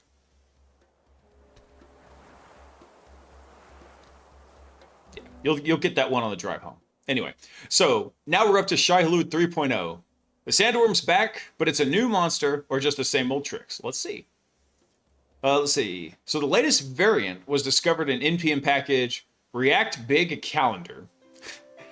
So while the malware shows signs of evolution, primarily increased obfuscation and reliability improvements, the underlying campaign remains focused on abusing install time execution to steal secrets and evade detections. So what they mean by this is whenever you install an NPM package, you can have pre and post install scripts that run as part of the package. And they are scripts and they are running code. So if it's malicious execution. Yes, Ken, these jokes will be on the final exam. It is 95% of your grade. The other 5% is showing up to the stream. This is fine. NPM. That's hilarious. It's such a mixture here because you've got the Cerberus 3-headed sandworm of all these different guys in the lake of fire coming in. This is a very deep picture. All right, so what's up in the 3.0 variant? This Shai-Hulud 3.0 is an updated variant of the Shai-Hulud NPM supply chain worm that propagates through malicious packages. So despite community speculation about 3-headed new threat, analysis shows the core infection and exfiltration mechanisms remain unchanged from earlier versions. The primary difference lies in string obfuscation, error handling, and Windows compatibility. Oh, really? I'm interested about this because the first 2 variants, if it detected it was running on Windows, it bailed out hard. And I had a supposition as to that. Because they were using Trufflehog, and because EDR on Mac and Linux are absolute dumpster fires, they weren't worried about Trufflehog being detected on a Linux or a Mac station, but they would be worried about it being detected from an EDR on a Windows station. So this is actually an interesting update. All aimed at increasing the campaign's longevity rather than introducing novel exploitation techniques. So the latest one was found in React Big Calendar version 0.26.2. The package embeds malicious install time logic that executes immediately when the dependency is installed, making it particularly dangerous in CI/CD pipelines for developers. Let's see. So the 3.0 variant relies on a pre-install script defined in the package JSON, which executes automatically. The script launches buninstaller.js, which invokes the bun runtime, and malicious code is executed before developers or scanners can intervene. Well, I tell you what, actually, so one of the things that can possibly happen, they actually did some really interesting stuff with this and how they were hot loading modules into memory. Even I don't fully understand it, but that could be possible to avoiding scanners because a lot of times EDRs do have a difficult time even understanding interpreted languages like Python. There's a lot of times where I was able to just go skirt around an EDR because the client had Python installed on the system.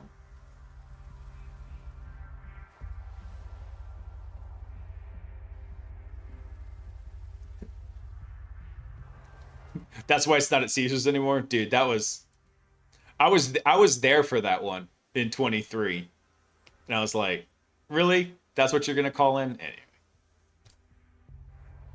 I used to play the piano by ear, but now I just use my hands. Damn it, Gumby.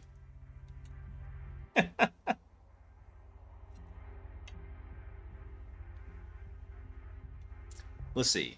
All right, so for the payload execution, so once installed, the malware loads Actually, hold on. Let me go back here. So this approach continues to bypass defenses that focus on runtime-only behavior. So once installed, the malware loads an environment source.js, which contains the primary payload. It uses TruffleHog to scan the local system for API tokens, cloud creds, CI secrets, and they improved reliability. So handling TruffleHog timeouts more gracefully, explicitly invokes bun.exe to support Windows-based publishing workflows. Ooh. So extracted secrets are written to disk and later exfiltrated to attacker-controlled infrastructure. Actually, there was, speaking of honeypots, which we talked about previously, one of the ideas that so one of the updates between Shai-Hulud 1 and 2 was they added a feature that if it did not find any secrets, it would instantly just bail out and nuke the system, delete from the root drive up everything that it could. So one of the ideas that we had was using something like a canary token. So in canary tokens, you can do fake AWS. I think this was it. No, that's not it. Where is it? Here we go. Get an attacker. You could actually set up a fake AWS key. Go put that on your disk right where it's going to look for it. And then that's basically your landmine in the network. That's your tripwire. Because you know it's going to be fake. It's not going to be used. And as soon as they do use it, one, you get an instant alert that, hey, somebody's using this key they should be using. And two, as soon as it fires off, it keeps your, it allows TruffleHog to find something, and so it doesn't nuke your system. Hang on one sec, guys.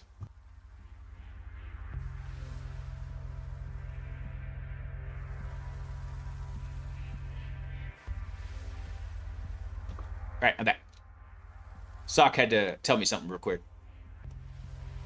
So yeah, canary, again, another idea for honeypots there. Let's see. Attacker mistakes in behavioral changes. So even with the improved obfuscation, researchers observed operational errors. Malware attempted to retrieve a JSON from GitHub. Exfiltrated data is saved locally, indicating a file name mismatch. That's funny. If it works, who cares? The dead man switch observed in the earlier Shai-Hulud version appears to have been removed. Oh, I wonder if that was the dead man switch they're referring to is what I was just talking about, where if it didn't find any secrets, it tried to nuke the system. So these inconsistencies provide valuable detection opportunities for defenders. So here's some of our IOCs and mitigation guide. And then how this particular group Upwind protects you. So interesting idea there. I still think the canary token is probably the primary way to go for that. All right, let's mark that one as covered. What's next?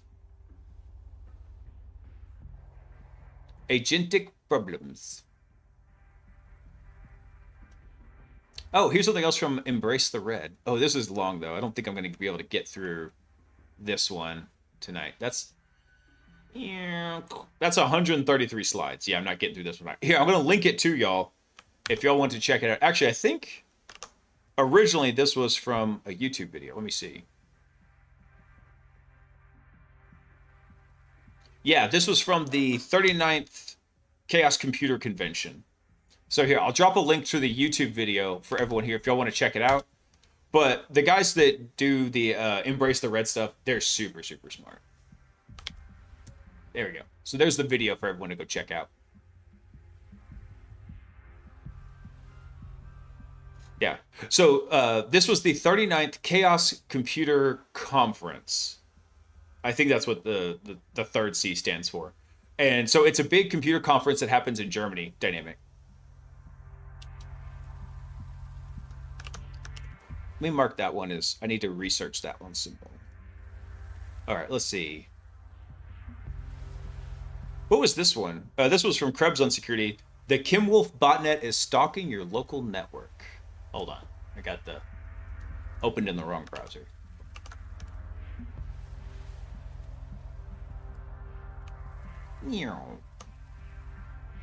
From Mr. Krebs. So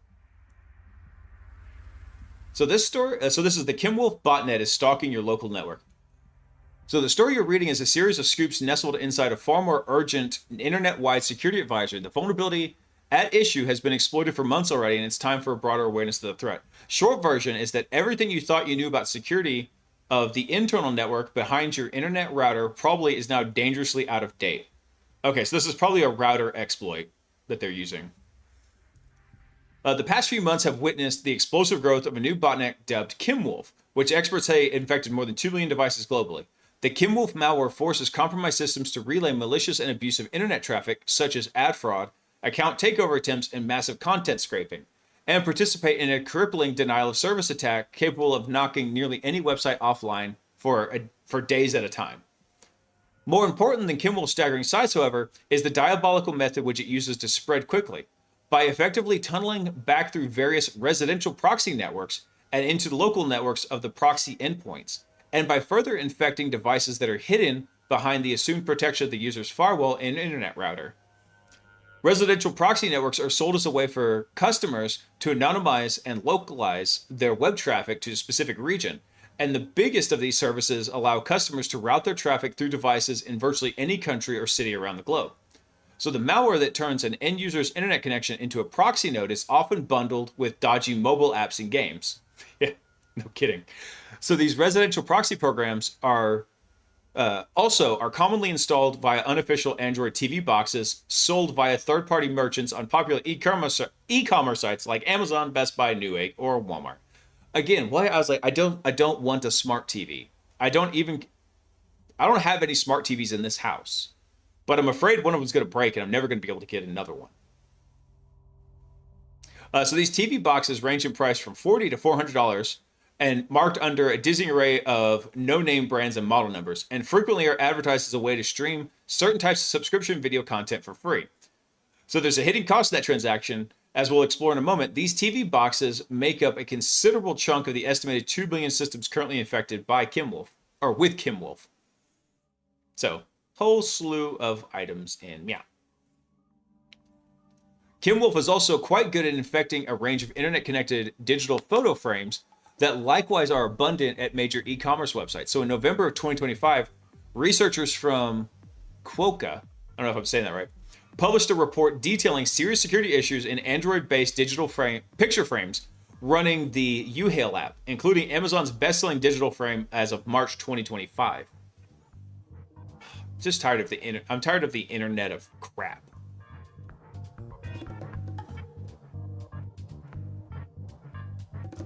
Let's see. The video was about reversing M series Macs to get Asahi Linux on them. Oh, nice. I ordered a chicken and an egg from Amazon. I'll let you know which one arrives first. Damn it. Incoming transmission from Moreno Gumby when two vegans get in an argument. Is it still called a beef?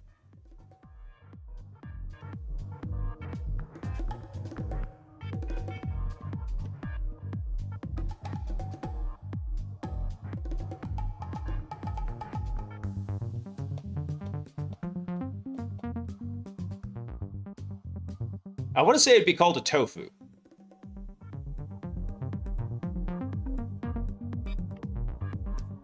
Damn it, Gumby. You actually made me pause and think about that one. I find smart TVs annoying with the big, huge screen from my computer. Stop putting a whole boot sequence on it, make the TV run. Yeah. If vegans are arguing they're utter failures. Oh, you guys, you're killing me. You're killing me, Smalls. Let's see. Okay, so going back to the digital picture frames, there are two major security problems with these photo frames and the unofficial Android TV boxes. The first is that a considerable percentage of them come with the malware pre-installed, or else require the user to download an unofficial Android app store and malware in order to use the device for its stated purpose, which is basically video content piracy. The most typical of these uninvited guests are small programs that turn the device into a residential proxy node that is resold to others. Incoming transmission from Moreno Gumby. I would tell you a joke about an elevator, but it's an uplifting experience. Damn it. I'd tell you a joke about UDP, but I'm not sure you'd get it. All right, so what are they talking about here? Let's say, for example, you have your home router right here, and then behind it, you've got your home network. And on your home network, you've got your PC, right? And then you've got, let's say, like your Xbox here, or your PS5, whatevs. So everything that's connected to it. And typically, whenever you're connected out from this to the internet, It's very easy to establish connections in this direction. But establishing the repeat, initializing from the internet connection, the internet side, is very difficult. So what do they talk about here is that, let's say you've got one of these Android TV boxes, right? We'll call it ATV. You got one of these Android TV boxes. What it's doing is over here in some attacker network machine, right? They're connected to the internet. This box is actually building the connection for them. So since it's difficult to talk into the network, it talks out, goes over the internet, talks to it, and then it builds the connection for you. And then once that connection's established, they can take whatever that traffic they want, let it come in, and then proxy it back in this exact same direction, out your system, back out to the internet, just like this. So that's what they're saying when they say a residential proxy, is that this Android TV box is now acting as an endpoint where they can make their traffic look like it's coming from over here. Incoming transmission from Marano Gumby. You think swimming with sharks is expensive? Swimming with sharks cost me an arm and a leg. Damn it.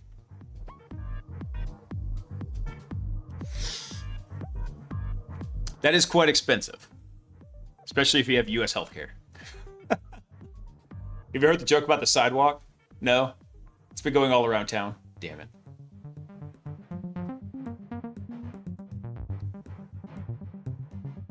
I tell you a joke about TCP, but I'm not sure how you'll respond. I'd probably acknowledge it, you know. Probably give a little sympathy laugh. Well, let's see. What else are we looking at this? Here we go. So the second biggest security nightmare with these photo frames and the unsanctioned Android TV boxes is that they rely on a handful of internet-connected microboards that have no discernible security or authentication built in. In other words, if you're on the same network as one of these devices, you can likely compromise them simultaneously by issuing single commands across the network. Incoming transmission from Marano Gumby. Okay, I'm done. Love you long time. Love you long time, Gumby. Ew woo.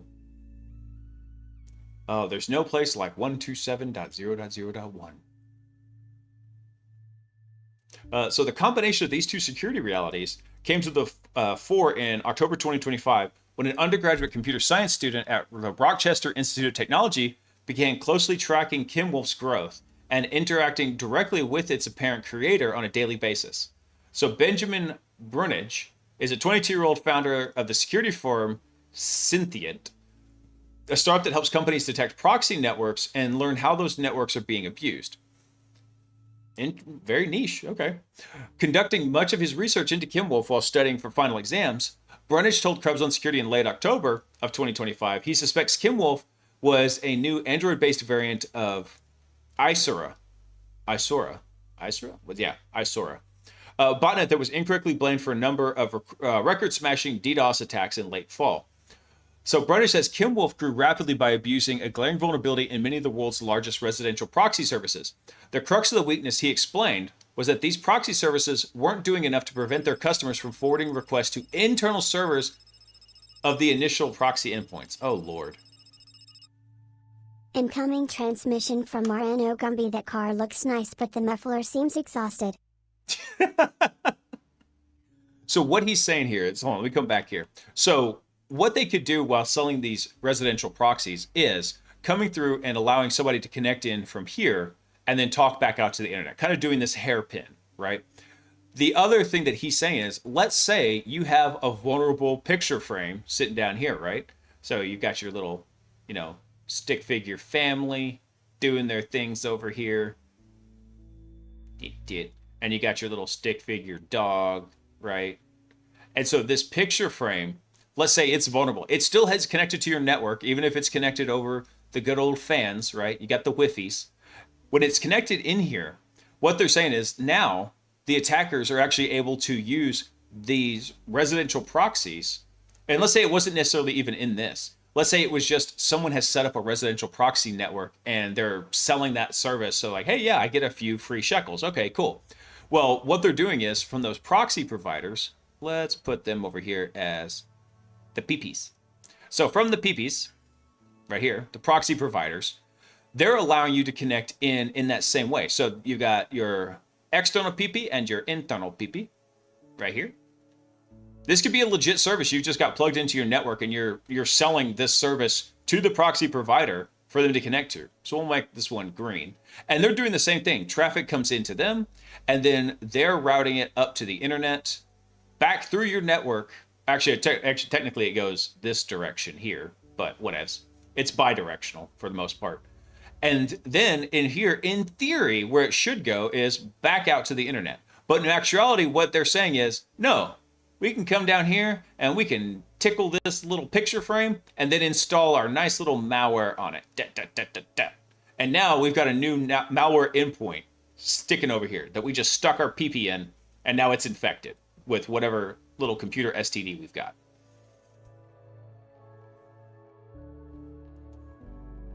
In response to there's nothing like 127001, I know you're not supposed to explain jokes. That's why you said I said this in Twitch chat and didn't explain. Yeah. There is no place like 127001. But that's what he was saying here, is that basically because these proxy providers on their internal host or program or whatever you deploy, whatever it's running, it doesn't prevent them from talking to your internal network here. So if you've got these vulnerable IoT systems in here talking, that's what's happening.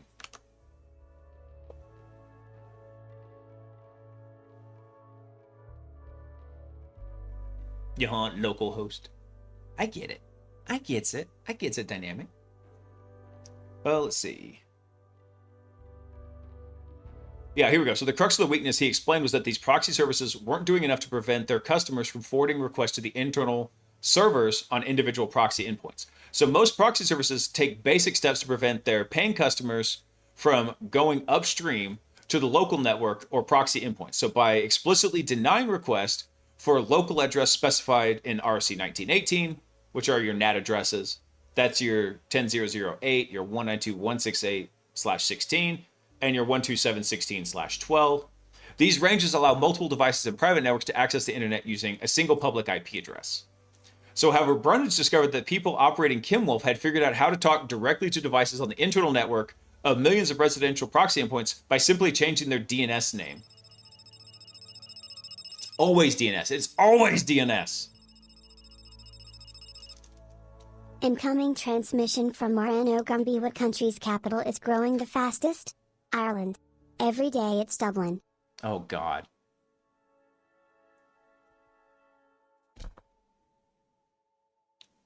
That's one I actually hadn't heard, Gumby. Congratulations. Every day it's Dublin. Oh, that's funny. Anyway, so what they're doing here is basically they weren't talking directly by IP address. They were doing it by DNS name. And when the proxy tried to connect to it, it would do a proper DNS resolve out to the internet, but then the DNS IP address pointed to something internally in here. That's terrible. So Brundage said it's possible to circumvent existing domain restrictions by using DNS records that point to, say, for example, 192.168.0.1 or quad zeros. So Brundage wrote, in a first-of-a-kind security advisory sent to nearly a dozen residential proxy providers in mid-December of 2025. This grants an attacker the ability to send carefully crafted requests to the current device or a device on the local network. So this is actively being exploited, with attackers leveraging this functionality to drop malware. With all the digital photo frames mentioned above, many of these residential proxy services run solely on mobile devices that are running some game or VPN or other app with a hidden component that turns the user's mobile phone into a residential proxy, often without any meaningful consent. So in a report published today, this was January 2nd, I think this came out, Cynthian said key actors involved in Kimwolf were observed monetizing the botnet through app installs, selling residential proxy bandwidth, and selling its DDoS functionality. Cynthian expects to observe a growing interest among threat actors in gaining unrestricted access to proxy networks to infect devices, obtain network access, and access sensitive information. Kimwolf also highlights the risk posed by unsecured proxy networks and their visibility as an attack vector. Incoming transmission from Morano Gumby. I once had a dream I was floating in an ocean of orange soda. It was more of a fantasy. Damn it, Gumby.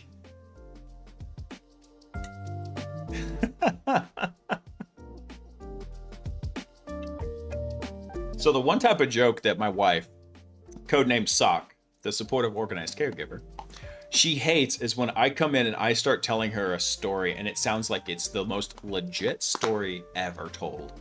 And then she realizes I was just setting her up for a pun. The only one that comes to mind in that was I went up to her and I told her, hey, did you hear that Mr. T and Chuck Norris decided to have a throwdown to see who was the actual real tough guy, right? And she says, no, I didn't hear about that. I was like, yeah. So they ended up going back in time to the dawn of creation. Chuck Norris threw a roundhouse, Mr. T blocked it, and the resulting explosion is now what we know as the Big Bang. And yes, I did love that one, Gumby.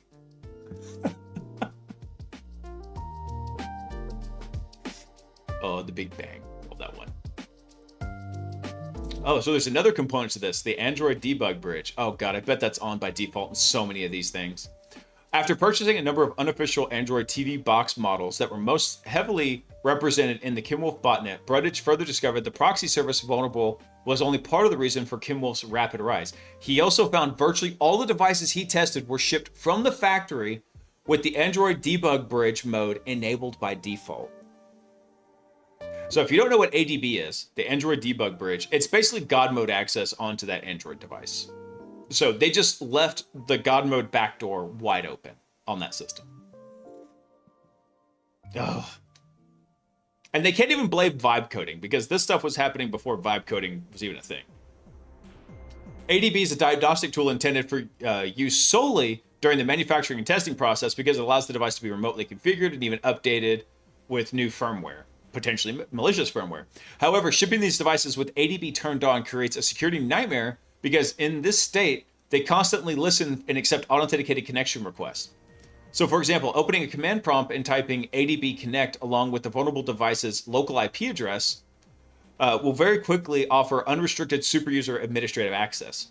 Brundage said that by early December, he had identified a one-to-one overlap between new Kimwolf infections and proxy IP addresses offered for rent by a China-based IP idea. Ipidea. Makes you think of Medea. Good lord. Currently, the world's largest residential proxy networks, currently the world's largest residential proxy network by all accounts. Kimwolf also has almost doubled in size this past week by exploiting Ipidea's proxy pool. Brundage told Krebs on Security in early December that he was preparing to notify Ipidea and 10 other proxy providers about this research. Brundage said Cynthians first confirmed on December 1st that the Kimwolf botnet operators were turning back through Ipidea's proxy network into the local network of the system running Ipidea's proxy software. The attackers dropped the malware payload by directing infected systems to visit specific internet addresses and call out the passphrase Krebs Five-Head Industries. That's how you know when you're pissing people off, whenever they embed stuff like this in there. And that would basically unlock the malicious download. On December 30th, Cynthia said that it was tracking roughly 2 million Ipidea addresses exploited by Kimwolf in the previous week. Brundage said he has witnessed Kimwolf rebuilding itself after one of the recent takedown efforts targeting its control servers. From almost nothing to 2 million infected systems just by tunneling through proxy endpoints on Ipidea for a couple of days. Brundage said Ipidea has seemingly inexhaustible supply of new proxies, advertising access to more than 100 million residential proxy endpoints around the globe in the past week alone. So analyzing the exposed devices that were part of Ipidea's proxy pool, Cynthia said it found more than 2/3 were Android devices that could be compromised with no authentication needed. So what they're saying is they had a really easy pass into this because you had one of these infected Android devices, and what is this you're sending, Gumby? Incoming transmission from RNO Gumby. I'm reading a book about anti-gravity. It's impossible to put down.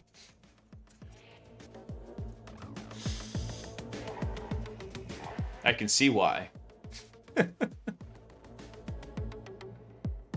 I think we should follow in Vietnam's footsteps and ban unskippable ads. Dude, should we ever?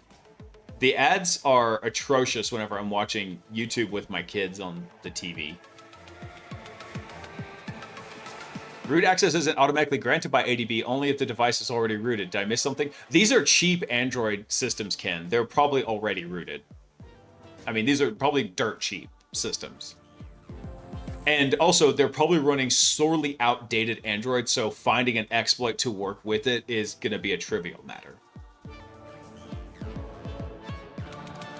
Came home and I mentioned that I bumped into a friend at the store. My little one asked, "Did you say I'm sorry?" So my wife's family is Mexican, and she will make Mexican soup called sopa, and she made that for the kids last night for dinner. And my youngest son, Honey Badger, freaking loves it.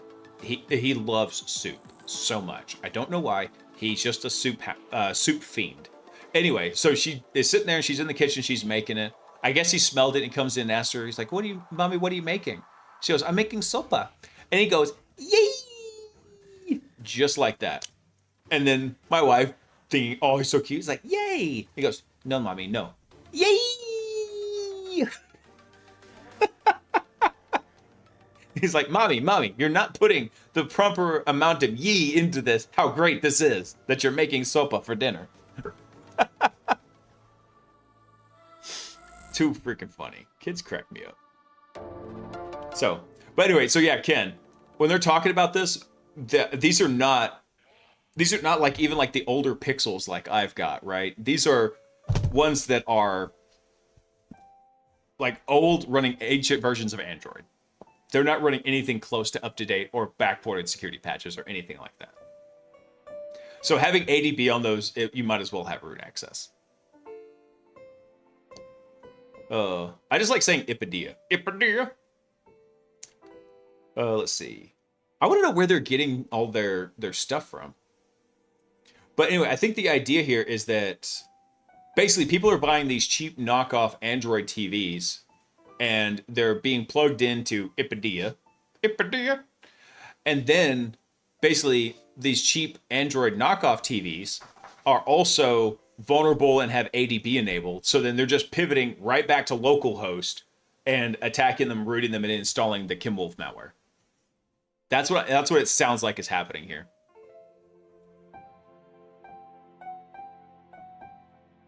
Can you explain how to make a Trojan horse as much as possible without getting in legal trouble? I cannot. However, I can show you the guys that will. There's a website called maldevacademy.com, and they actually teach you how to develop malware. And it's actually a pretty reasonable offering. It's like $500 for lifetime access. So here, I'll drop a link to it here. I talk about these guys so much, I might as well get a referral code. Incoming transmission from Moreno Gumby. Does she know how to make menudo? She refuses to make menudo. And I am okay with this, because the one time I had menudo, her grandmother made it probably like, I think just not long after we got married. So this was probably about 10 years ago. And it smelled amazing. It smelled so good. And she had it simmering and she was working on it all day. Grandma knew what she was doing. And I was so excited. And I dished up a big bowl of it. And I took my first bite and I froze in horror because it just felt like beef jello in my mouth. I could not get over the texture. And I don't have texture issues with food. But I was just like, you know that face you make whenever you've got something in your mouth and you don't want to like just bleh. That's exactly the face I made. And I was like, and she's like, "What's wrong?" I was like, I finally ended up, I think, spitting it back in the bowl, and I told her, I was like, "I can't do this. It's like beef jello." So that's been the running joke about menudo.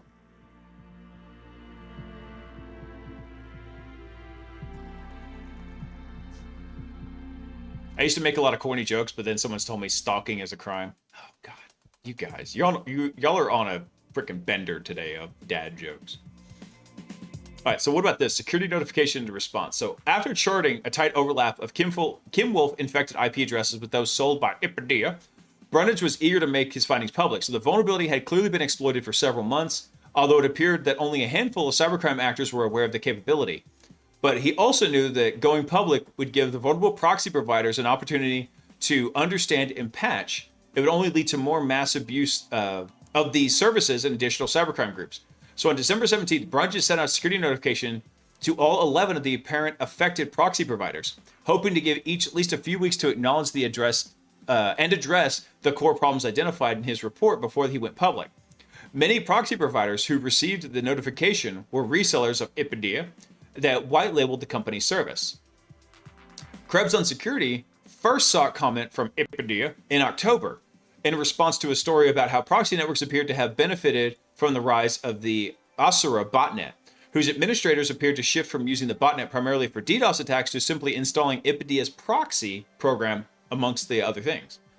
In December, Krebs received an email from Ipedia, an employee identified as Oliver, who said the allegations that Ipedia had benefited from Asura's rise were baseless. Were they, though? Were they?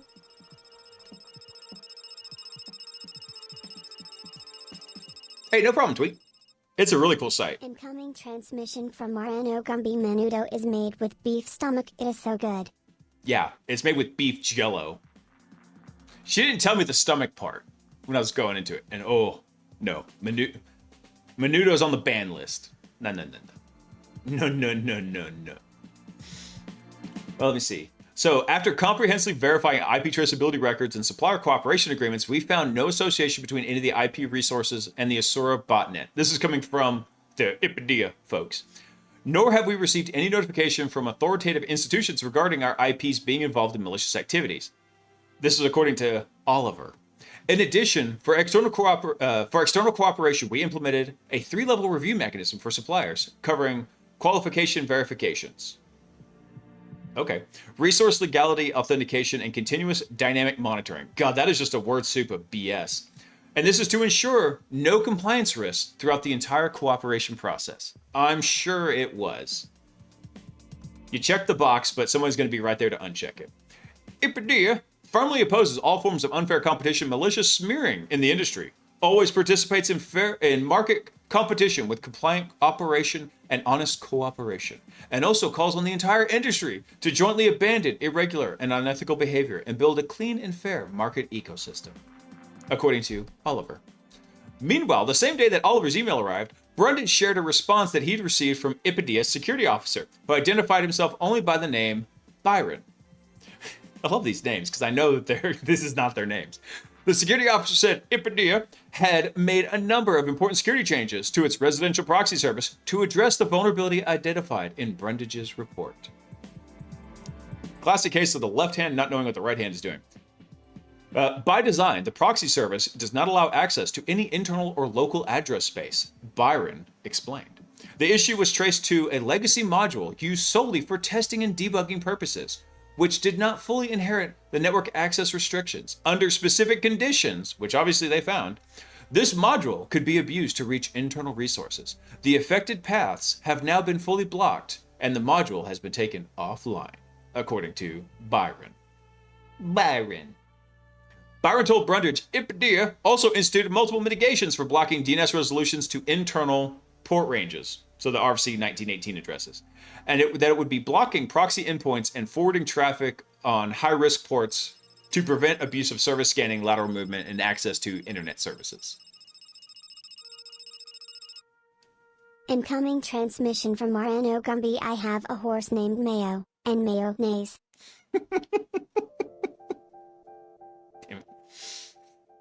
What do you call a cow without legs? Ground beef.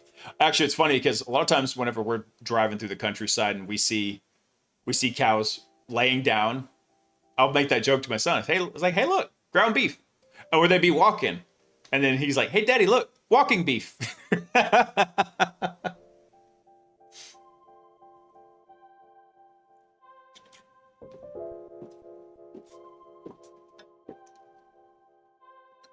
An animator for Pepsi's ads got fired because he sent them a bunch of sprites.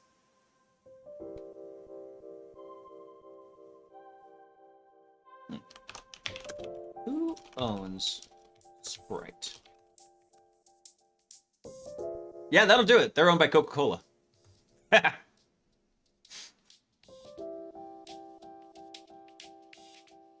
Tweak, you could just drop them off anywhere.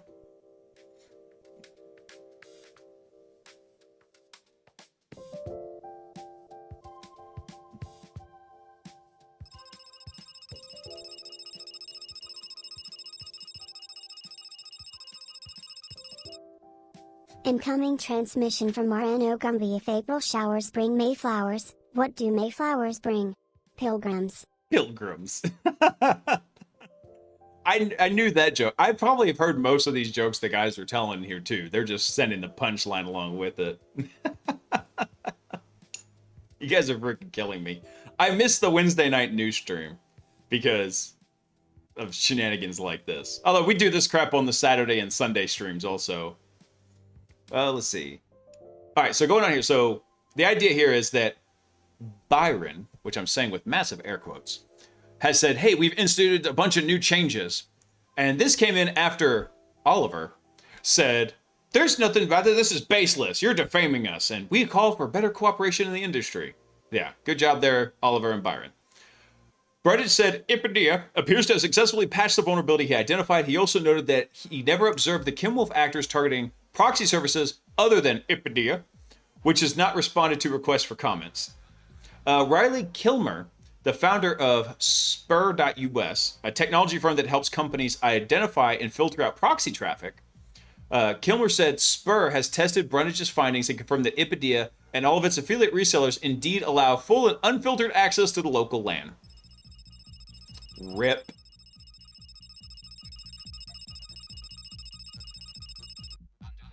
Incoming transmission from Moreno Gumby. I once had a dream I was floating in an ocean of orange soda. It was more of a fantasy. Still the best one I have found. You just said that. You just told that one. But yeah, that one was pretty good. Is this the real life? Is this just fantasy? No, I can't think of that song without thinking of like just a giant orange soda. Or a giant orange ocean now. What do you call a terrorist that can't swim? A bath bomb. Nice. Yeah, dynamic. One day algebra will have to grow up and solve its own problems. So, we're getting a lot of conflicting reports here. We've got Oliver saying that these are baseless claims and we want to make sure everybody's competing fairly in the marketplace. And then we've got Byron saying, hey, we implemented a bunch of new fixes. And then we've got Riley Kilmer here, who's part of another technology firm, saying, hey, yeah, we confirmed that everything they just said is bogus. Reminds me of that scene from... Crap, what's the name of that movie? I'm so mad I can't remember the name of that movie. With Joe Pesci. He goes down to be the lawyer in Bama. Oh, dude, what is that movie?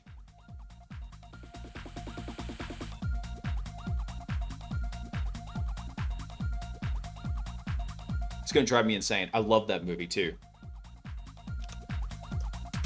Joe Pesci lawyer movie. My Cousin Vinny. Damn it, I can't believe I couldn't remember that. My Cousin Vinny. I mean, you're in Bama. You come from New York. I don't know why that just reminded me of that. There was something in that. I don't remember what it was.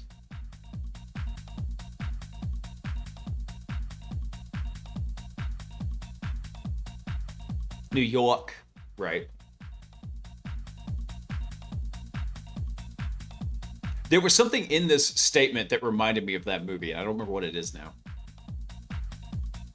That's a great movie, by the way. For all you youngins, all you Utes in chat, go check out My Cousin Vinny. It is a classic. Linear algebra can pass a drunk driver test. Nonlinear algebra, on the other hand, is going to struggle. Yeah. Oh, let me see. What else do we got here? Kilmer said one model of unsanctioned Android TV boxes was especially popular. The Super Box leaves Android debug running on localhost 5555. And since Superbox turns the IP into an Ipidia proxy, a bad actor just has to use the proxy to localhost and the port to install whatever bad SDKs they want. Just get a freaking Roku. Echoes from the past. Both Brundage and Kilmer say Ipidia appears to be the second or third reincarnation of a residential proxy network known as 911 S5 proxy. Okay. A service that operated between 2014 and 2022 and was widely popular in cybercrime forums. 911 S5 proxy imploded a week after Krebs Security published a deep dive on the service's sketchy origins and leadership in China.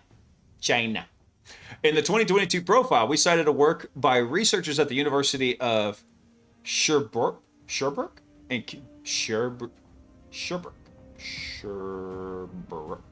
Yeah. In Canada, who were studying the threat that the 911 S5 could pose to internal corporate networks. The researchers noted that the infection of a node enables a user to access shared resources on the network, such as local intranet ports and other services. It also enabled end users to probe the LAN network of the infected node.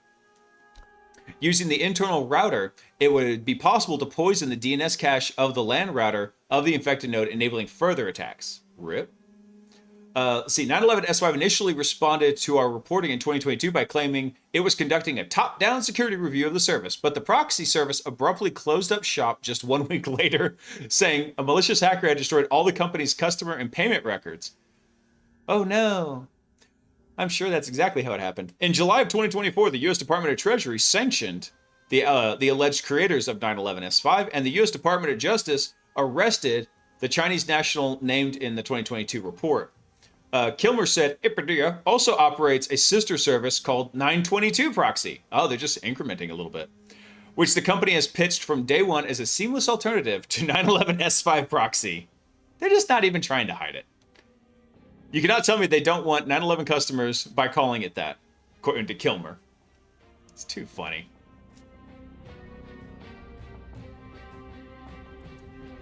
I have a 3-foot RJ45. You could perhaps call it a lanyard. So the RJ45 is actually the connector at the end. That's a big RJ45, right? I can't even get my arms that wide and still be in frame. That's like this. That's a huge connector. Let's see. What else do we got here? So among the recipients of Cynthian's notification was the proxy giant Oxy Labs. That sounds numbing. Brundage shared an email he received from Oxy Labs security team on December 31st, which acknowledged Oxy Labs had started rolling out security modifications to adjust vulnerabilities described in Cynthian's report. Reached for comment, Oxy Labs confirmed that they have implemented changes in how they now eliminate the ability to bypass the block list and forward requests to private network addresses using a controlled domain.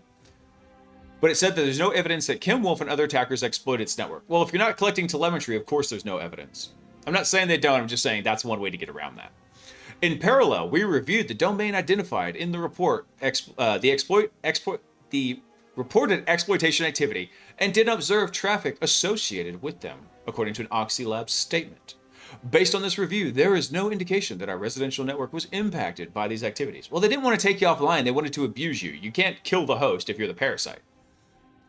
Considering the following scenario, in which the mere act of allowing someone to use your Wi-Fi network could lead to a Kimwolf botnet infection. In this example, a friend or family member comes to stay with you for a few days, and you grant them access to your Wi-Fi without knowing that their mobile phone is infected with an app that turns the device into a residential proxy node. That's why I have VLANs. Anyway, so at this point, your home's public IP address will show up for rent at the website of some residential proxy provider. Miscreants like those behind Kimwolf then use residential proxy services online to access that proxy node on your IP, tunnel back through it to your local area network, and automatically scan the internal network for devices with Android debug bridge turned on. By the time your guest has packed up their things, said goodbye, and disconnected from your Wi-Fi, you now have 2 devices on your local network, a digital photo frame and an unsanctioned Android TV box. Yeah, I don't have either of those, but I'm not saying, I get the idea where they're going with this. And those are infected with Kimwolf. You got the Kimwolf STD. You may never have intended for these devices to be exposed to the internet, yet here you are.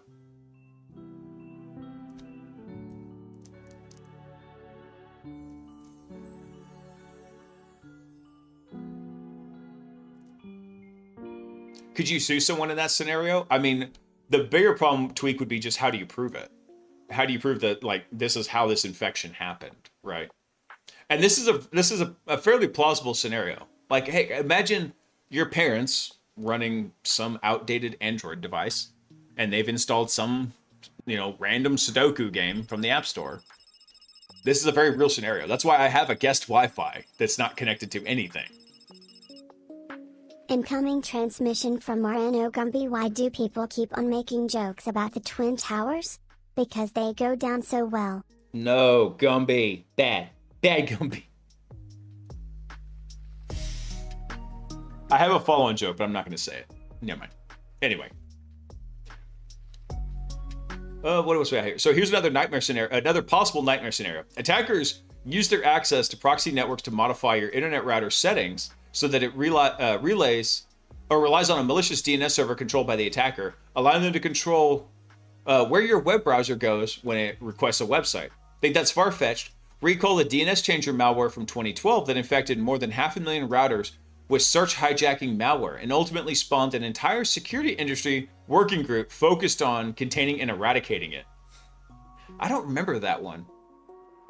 I was neck deep in school at that time, so I don't remember that one. What about this? XLab.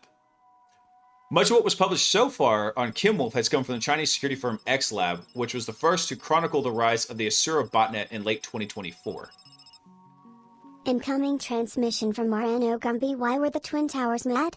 They ordered pepperoni pizza, but all they got was plain. Oh, dude. Dude. Bruh.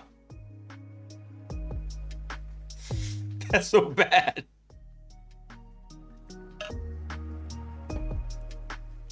All right, what else did XLab say here? So in their latest blog post, XLab said it began tracking down Kimwolf in October of 2024, when the botnet's control servers were swamping Cloudflare's DNS servers with lookups with a distinctive domain. 14 Emil Terrace West Oxybury 02132.su. That's wild. The domain and others connected to early Kimwolf variants spent several weeks topping Cloudflare's chart for internet traffic. Damn. Edging out even Google and Apple. That's crazy. That's because during that time, Kimwolf was asking its millions of bots to check in frequently using Cloudflare's DNS servers. So who are the top infected? Brazil, India, US, Argentina, South Africa, the Philippines, Mexico, and China. That's funny. So it's clear from reading the XLab's report that Krebs Security and other security observers probably erred on misattributing some of Kimwolf's earlier activities to the Asura botnet, which appears to be operated by a different group entirely. Ipedia may have been truthful when it said it had no affiliation with the Asura botnet, but Brunage's data left no doubt that its proxy service clearly was being massively abused by Asura's Android variant, Kimwolf. XLab said Kimwolf had infected at least 1.8 million devices, damn, and shown it to be able to rebuild itself quickly from scratch. That's nuts that that's actually one of the big things here is that, hey, they took it down and then it was able to be rebuilt with very little effort.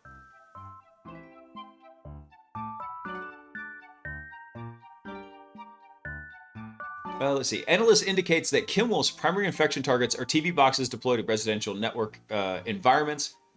This is according to XLab. Since residential networks usually adopt dynamic IP allocation mechanisms, the public IPs of devices change over time, so the true scale of the infected devices cannot be accurately measured solely by the quantity of IPs. In other words, the cumulative observation of 2.7 million IP addresses doesn't necessarily equate to 2.7 million infected devices. Yeah. Hey, Paul, thanks for going online, man. So what they're saying here is, when you're connected to the internet in this fashion, right about, is where your public IP address lives. So you have one public IP address that is routable out to the rest of the internet in here. And everything that's behind it in this section goes through something called network address translation when it's going to talk out to the internet. So all of these connections back out to the internet all appear to be coming from this blue IP address right here, this public IP address. But those are not static usually. Usually they're dynamic, meaning that they'll change over time. So it just depends on whatever your ISP has configured on it. So when it changes, then it looks like a new IP has been infected, but in actuality, it could be the same one and just your public IP has rotated from your internet service provider.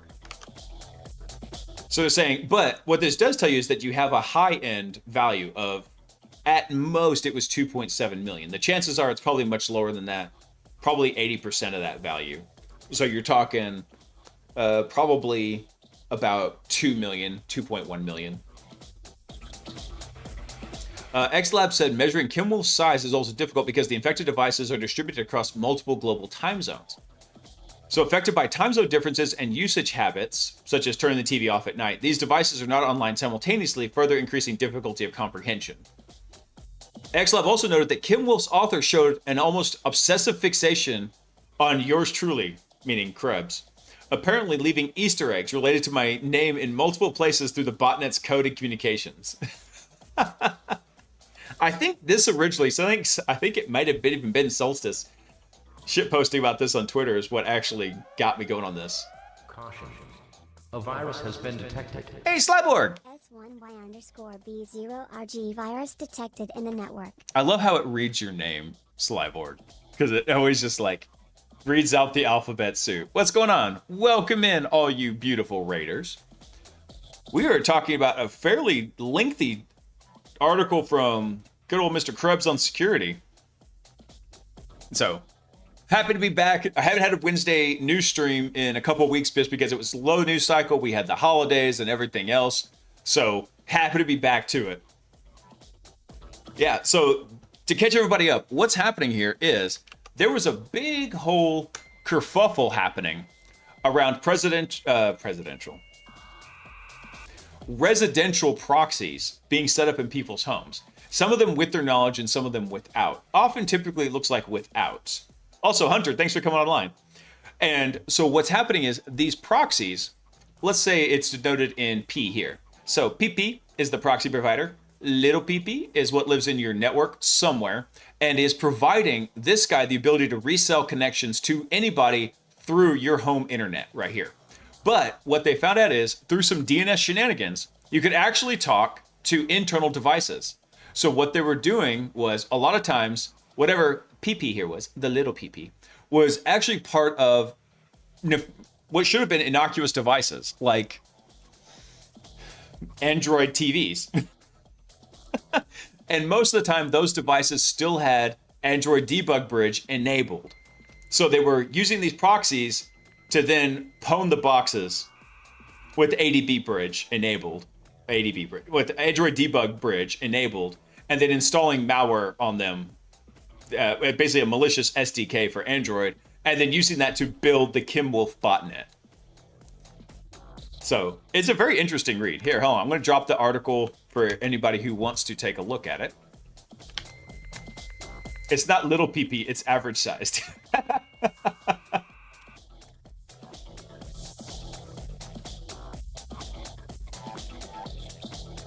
My network only has small pippis.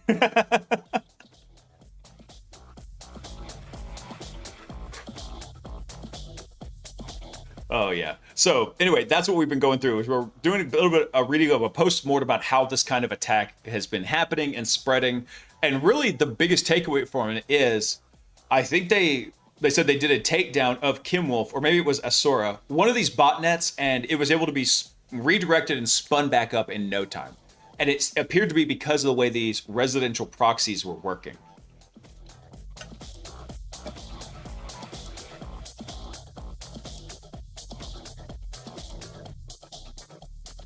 I use my phone a lot while I'm in bed. You might consider it an embedded device. Damn it. And also, everybody who just came in on the raid, two things. One, everybody in the chat has been going absolutely freaking crazy on puns and dad jokes. Be prepared. Second thing is, by the way, I never introduced myself. My name is Blaise. I'm a professional red teamer penetration tester guy, and just having fun, chilling with everybody, looking at the news so we can keep some situational awareness about what's going on in the ever-changing, evolving cat and mouse game that is our beloved security. What, your mom buy you a pewter for Christmas? Yes. More than once. And now, as repayment, I'm buying my mom a dryer because her clothes dryer finally died after like 20 years.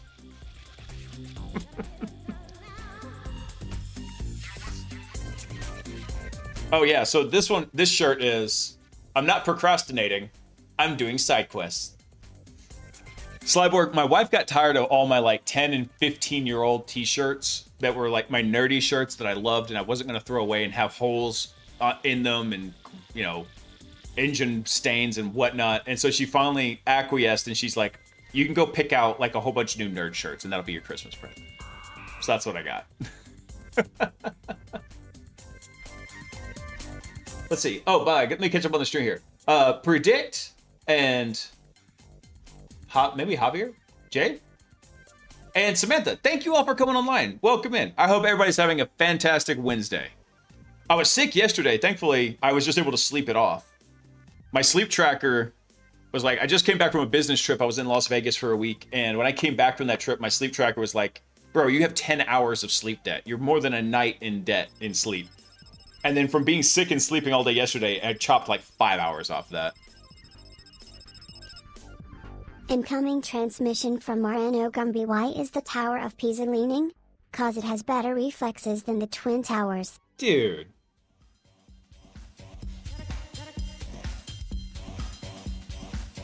Oh, you were sick yesterday too? Yeah. I think I mostly avoided it. I think I would have been okay, except Monday was a really stressful day at work. And so, yeah, it definitely got me.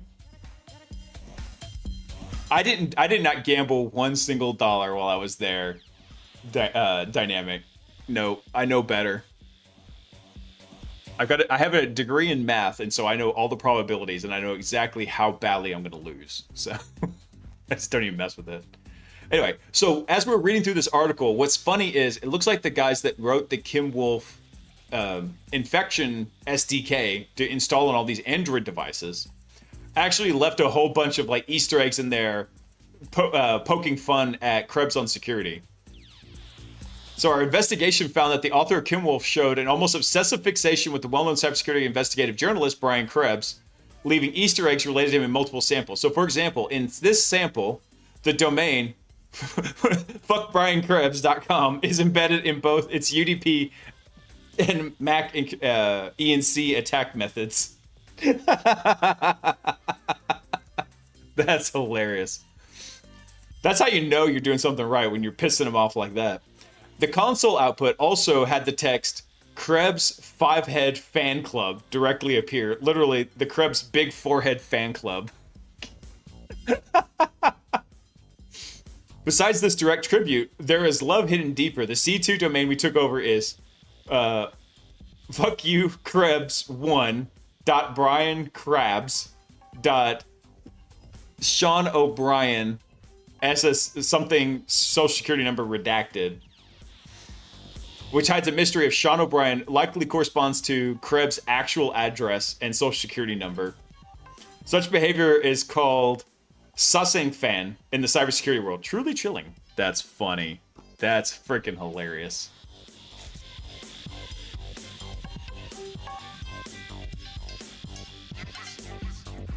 Iran got rug pulled. They have no more money. I don't know. All I know is that there are people like rioting in the streets against the government in Iran. That's about the extent of my knowledge on it. I was very unplugged from the news all of last week, and I've been really busy with work this week, so I haven't been catching up on anything like that. That's just funny. Fuck you, Krebs. That's how you know, when you're catching flack like that, you know you're over the target. All right, so one of the frustrating aspects of threats like Kim Wolf is that in most cases, it's not easy for the average user to determine if there are any devices in their internal network which may be vulnerable to threats like this. So let's assume that through the years of security training or some dark magic, you can successfully identify the residential proxy activity on your internal network was linked to a specific mobile device inside your house. From there, you'd still need to isolate and remove the app or unwanted components that are turning the device into a residential proxy. Nope, wipe. That device is dead. Also, the tooling and knowledge needed to achieve this kind of visibility isn't there for the average consumer. The work it takes to configure your network so that you can see that and interpret the logs and all the traffic is largely beyond the skill set of your average internet user. And I'd wager many security experts even. True. Doing it in an enterprise environment and doing it in your home environment are two very different things. But the topic's worth exploring. Incoming transmission from Morano Gumby. Last one, I'm out of bits. What's the difference between the Twin Towers and Elton John? Elton John is still standing. I'm still standing, better than I ever was. Damn it, Gumby. You can't go quoting song lyrics like that, because you know I'm a very lyrical person. Let's see here.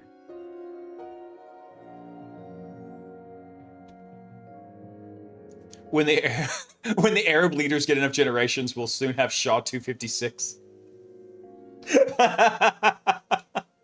You guys are on fire with these dad jokes tonight. Y'all are killing me. All right, let's see what they've got here. So, Synthient, which for everybody who just came in on the raid, this was one of the security firms that's a little startup, and they are the ones that have been tracking this. Synthient has erected a page on its website that will state whether a visitor's public IP address has been seen amongst the Kimwolf infected systems. Brundage also compiled a list of the unofficial Android TV boxes. Hold on, I'm not going to open this in visibility of you people. Not that I don't trust you, but you're all feds. By the way, for everybody who just came in on the chat, or who just came in on the raid, so you understand why I said that. The rules of chat are, 1, don't hack the stream. That's why I'm working. 2, don't everybody in the chat is a fed. And 3, don't talk about anything illegal in chat. See rule number 2. And rule number 4 is just be excellent to each other. The good news is the webpage came back benign. Here, I'll drop this in case anybody wants to check it out.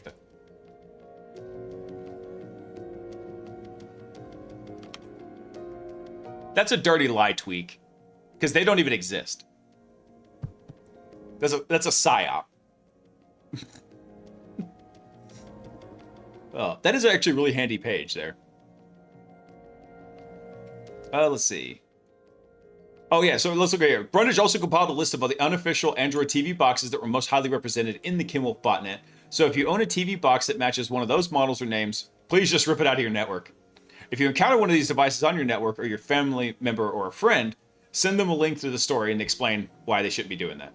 So yeah, one of the initial infection vectors of all of this was people buying these like Android TV like boxes that you connect to the internet, and you're supposed to be able to basically look at pirated stuff.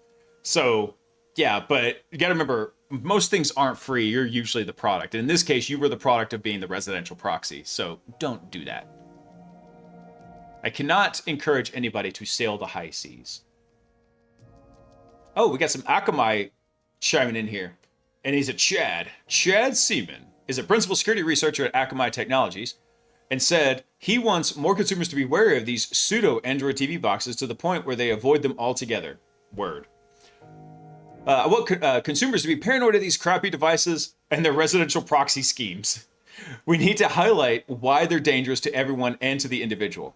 The whole security model where people think their local area network is safe, that there aren't bad guys on the LAN, and so it can't be dangerous, is just really outdated now. The idea that an app can enable this type of abuse of my network and other networks should really give you pause about which devices to allow onto your local network. It's not just Android devices here. Some of these proxy services have SDKs for Mac and Windows and the iPhone. So it could be running something that inadvertently cracks open your network and lets countless random people inside. That's just called a C2, bro.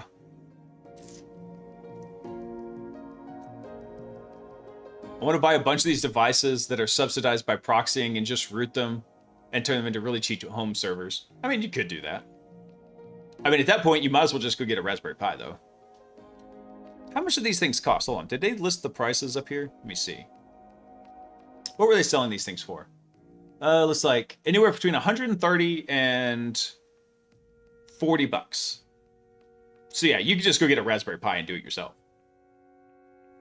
Let's see. In July of 2025, Google filed a John Doe lawsuit against 25 unidentified defendants, collectively dubbed the Bad Box 2.0 Enterprise, which Google described as a botnet of over 10 million unsanctioned Android streaming devices engaged in advertising fraud. Google said that Bad Box 2.0 botnet, in addition to compromising multiple types of devices prior to purchase, also can affect devices by requiring the download of malicious apps and unofficial marketplaces. Google's lawsuit came on the heels of a June 2025 advisory from the FBI, which warned that cybercriminals were gaining unauthorized access to home networks by either configuring the products with malware prior to the user's purchase or infecting the device as it downloads required applications that contain backdoors during the setup process. FBI said Badbox 2.0 was discovered after the original Badbox campaign was disrupted in 2024. The original Badbox was identified in 2023 and primarily consisted of Android operating systems devices that were compromised with backdoor malwares prior to purchase. I remember that one. That one I do recall. Why not just make it Acme Inc. in the lawsuit, right?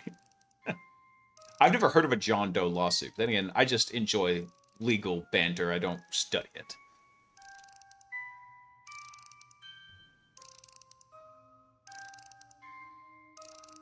Let me see here. What else we got here? Who's this? Lindsay Kay is Vice President of Threat Intelligence at Human Security, a company that worked closely on the Badbox investigations. Kay said the Badbox botnets and the residential proxy network that rode on top of the compromised devices were detected because they enabled a ridiculous amount of advertising fraud, as well as ticket scalping, retail fraud, account takeovers, and content scalping. Or content scraping. Dude, ticket scalpers, they're just the worst. Kay said consumers should stick to known brands when it comes to purchasing things that require a wired or wireless connection. Yes. Let's see. So people are asking what they can do to avoid being victimized by proxies. The safest is to stick with named brands.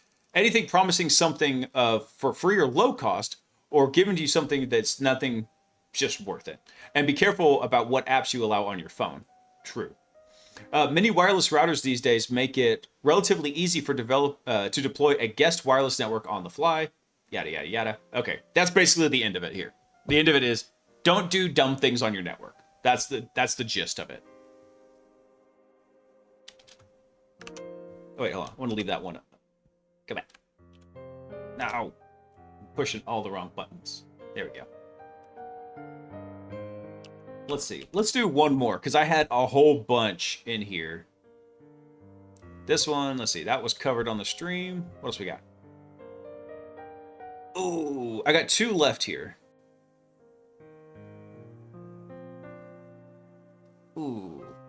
Let me look at the Watchtower blog, because these can be a little bit lengthy, and I don't want to cut it short. Okay, I'm going to save this one, because the Watchtower guys always do an amazing job. And the snark is just dialed up to 11. So hold on, I'm going to schedule that one for the 21st. And then we'll take a look at this one. I got through most of the log tonight. That's amazing. I had so many stories queued up. All right, so if you don't know who Duncan, I don't know how to say his last name is. This is the guy who wrote X64 Debug. So, smart guy. And actually, I'm seeing a lot more of these guys start leaning into the idea of vibe coding things. I thought it'd be an interesting way, let's close out tonight, on talk about what he had kind of experience with. It's something I've been tinkering a lot with over the last month. Kind of, I took a course on some AI tooling from Jason Haddix. It was really cool. He was neat to talk to. And before him, I actually wasn't even paying attention to Claude Code at all. And I've been tinkering with it, exploring it. It really is kind of cool. However, I don't like some of the direction that Anthropic's going, so I might just be switching off of that over to OpenCode and then just running it with keys from, OpenRouter.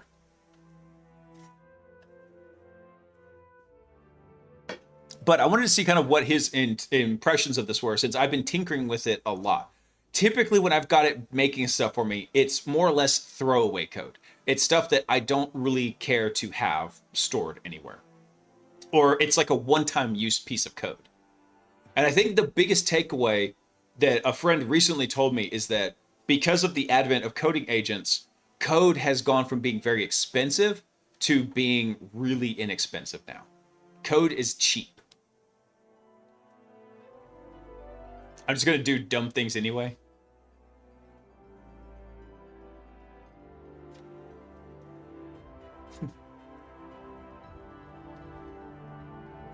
I just installed the Gemini CLI today to mess around with it a tad.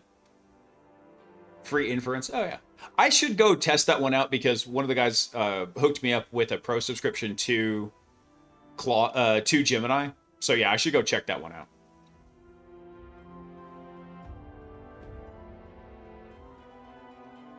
Let me check something here. Yeah, we'll wrap up with this one tonight. This is actually a fairly recent one. Let's see. So Vibe Engineering, what I've learned working with AI coding agents. So I spent the last 3 months doing almost nothing but working with AI coding agents. No job, just me and language models building things together.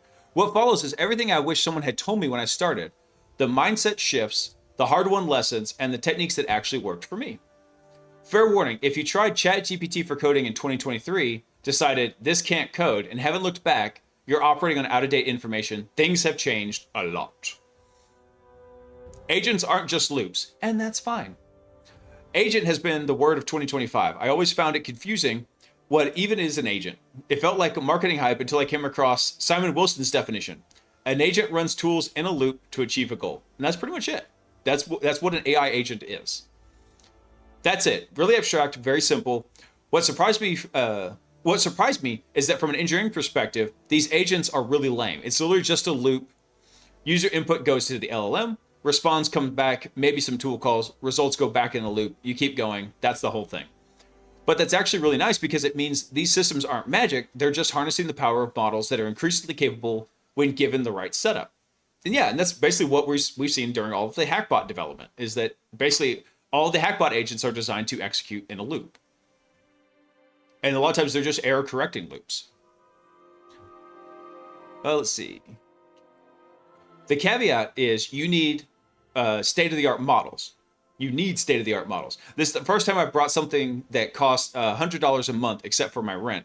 But open source alternatives are nowhere close. Try them out. Go into debt if you have to. Okay, don't actually go into debt, but you get the idea. Open source models like GLM or Minimax are getting better, but Opus 4.5 is really on another level. Now, actually, from what a lot of the folks were discussing on Twitter, is that doing a mixture of Minimax and GLM, using something like OpenCode, you get about 95% of the efficiency of like using Claude Code with Opus. However, you're getting it for about 10% of the price, 15%, 20% tops. I forget the exact value in there, but way, way less expensive. This is actually super important here. Your context window is a precious resource. So the context window is maybe the most important concept to internalize. It's just an array of tokens. The model has no other state. Everything it knows about your conversation and your code lives inside that window. It's a fixed size chunk. Usually it's, I think for Claude, it's like around, for Opus, I think it's 200,000. And I think for Sonnet, it actually may be like 2 million. It was a huge difference between Sonnet and Opus. The problem is that you stuff in there, the worse the model, the more that you stuff in there, the worse the model performs. So I picked a number, but ideally you want to stay under 50 to 75% capacity. Above that, the model starts hallucinating, making mistakes, and calling tools incorrectly. Now, if you want to know why that is, it's because this is a well-known phenomenon in language models. Let me clear all of this stuff out real fast. Let's take all this and go like this. Boop. All right, so when you have your context window, think of it like a buffer, right? So here's your context window. Context window. And so your context window is every time you have a conversation, right? So let's say you've got your language model over here and you've got your user over here. Anytime the user sends anything, it goes into the context window. Anytime the language model sends anything, it goes into the context window.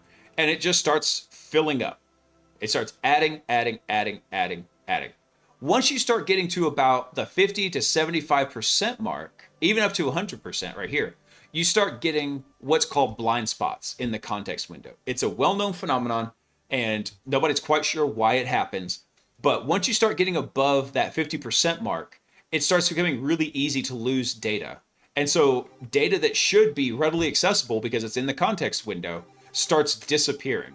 The language model just stops paying attention to it. It pays attention the most down here. What's the most recent information? And it becomes less and less important until you start forming these blind spots up here where it starts losing it. I don't remember if it's exactly up here or if it can occur down here.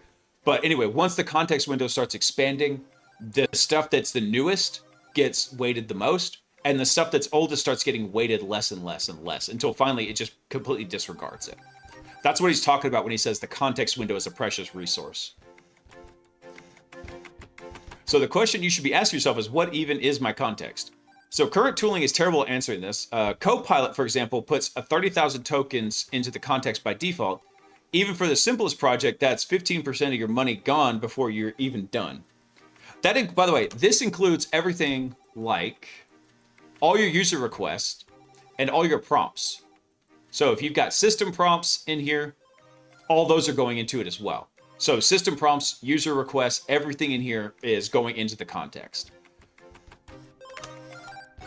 Let's see.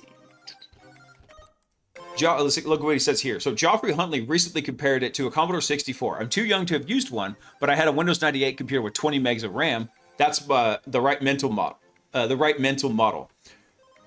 You've got maybe 200 to 500 kilobytes to work with. When the context fills up completely, you get compaction, which is basically death for your useful assistant. Everything gets confused and degraded. So compaction is whenever it takes all this information and squeezes it and tries to summarize it back down to about here.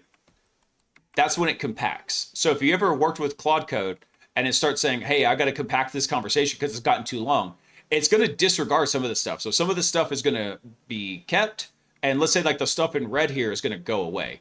So it's going to, yeah, that's important, that's not important. It's going to start skipping stuff out of there and it's going to squeeze it down to where you get back to this like ideal level here. And so you're going to lose important information when that happens. What some people are starting to call context engineering. This is what some people are starting to call context engineering. So what you put into the context dictates how efficient you'll be. So if you ask, make me an app with $100 million AAR, yeah, it's not going to work. You need to think about things more carefully. But I do want an app with $100 million AAR. That's annual recurring revenue, for anybody's wondering. The Great Decoupling. Gemini calls this the Great Decoupling, and I think it's a useful frame for understanding why some people love language models and others hate them. You have to decouple programming, the craft of physically typing code, from engineering, the architecture of the system, the goals, the why of what you're building. So if you're focused on formatting syntax, implementing loops and algorithms, language models will soon be better at this than you will be. In your expert domain, for me that's C++ and Windows internals, they're going to be worse. But language models can already do that for everyday domain in every programming language. I don't really know Haskell, but with the right setup, language models could write entire systems in Haskell for me. The mindset shift is that you can suddenly use all programming languages and technologies instead of just the ones you're familiar with. And that's what I was talking about earlier, where code is no longer expensive. It's becoming really cheap now. It used to be very expensive, very time intensive, and now it's getting really mass production of code, if you think about it. But there are questions that a language model can't answer, like how do these components fit together? Does this provide value to the user? How does it provide value? That's the thinking you still have to do. It's a natural shift as you become more senior, but working with agents accelerates it. Another way to think about it is you just got promoted. Think of it this way. You got promoted, your new title is now a tech lead and QA lead. Your job is to write clear, concise specifications and plans and examples, define what done means and how to test it, review outcomes and not the lines of code. The model is like a genius intern with amnesia. Yeah. Or I'd like to think of it as like a hyper-intelligent 4-year-old with ADD. Or ADHD, attention deficit hyperparameter disorder. It works at 100x speed, but has zero long-term memory. It doesn't remember anything you tell it, and when the context fills up, it forgets things from beginning to the conversation. It needs strict guardrails, kind of like a model CI. Incoming transmission from Mariano Gumby. What do the Twin Towers and my ex-girlfriend have in common? They both went down on my dad. Dude, no. No, Gumby. No.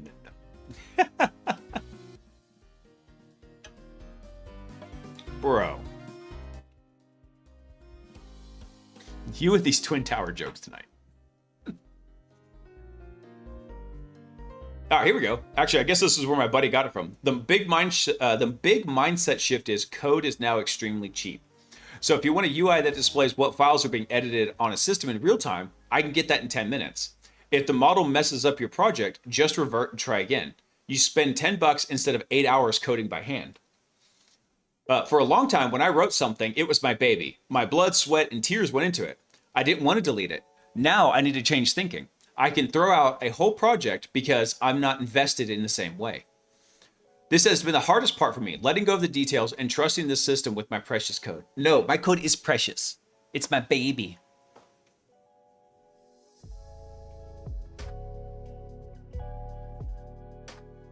So to be clear, I'm not saying you should only vibe code everything and never write code yourself.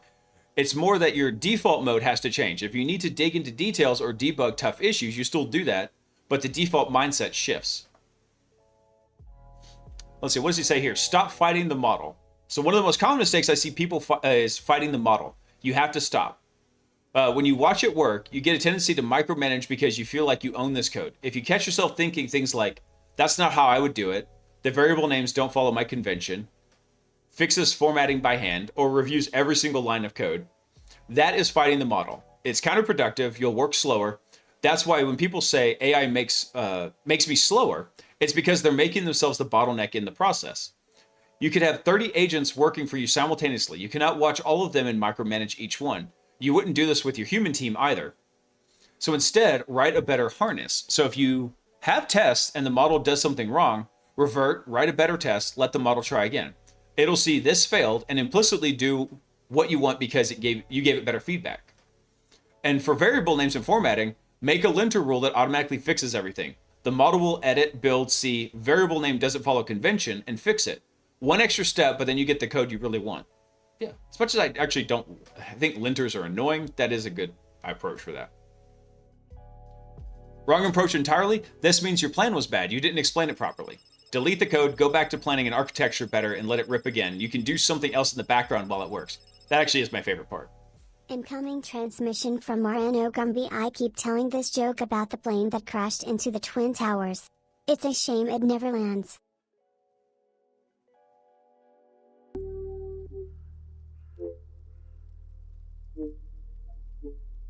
Damn it, Gumby. Did you just look up like a whole encyclopedia of Twin Towers jokes? Good God, man. Anyway, what I was saying before I was so rudely grounded by that joke is actually this was one of my favorite things when I was tinkering with Claude Code was I had it writing code for me while I was literally watching YouTube videos. So that was nice. And it's like, oh, it's done. Cool. Let me pause the video and check and see what it did. So this is the most common issue I see. It makes sense. You're running a system you can't fully control and it's uncomfortable. There's no way around it except to play with the stuff and notice yourself doing it. But hopefully knowing about this problem helps you confront it faster than I did. Yeah, I figured you just had a whole repository of them.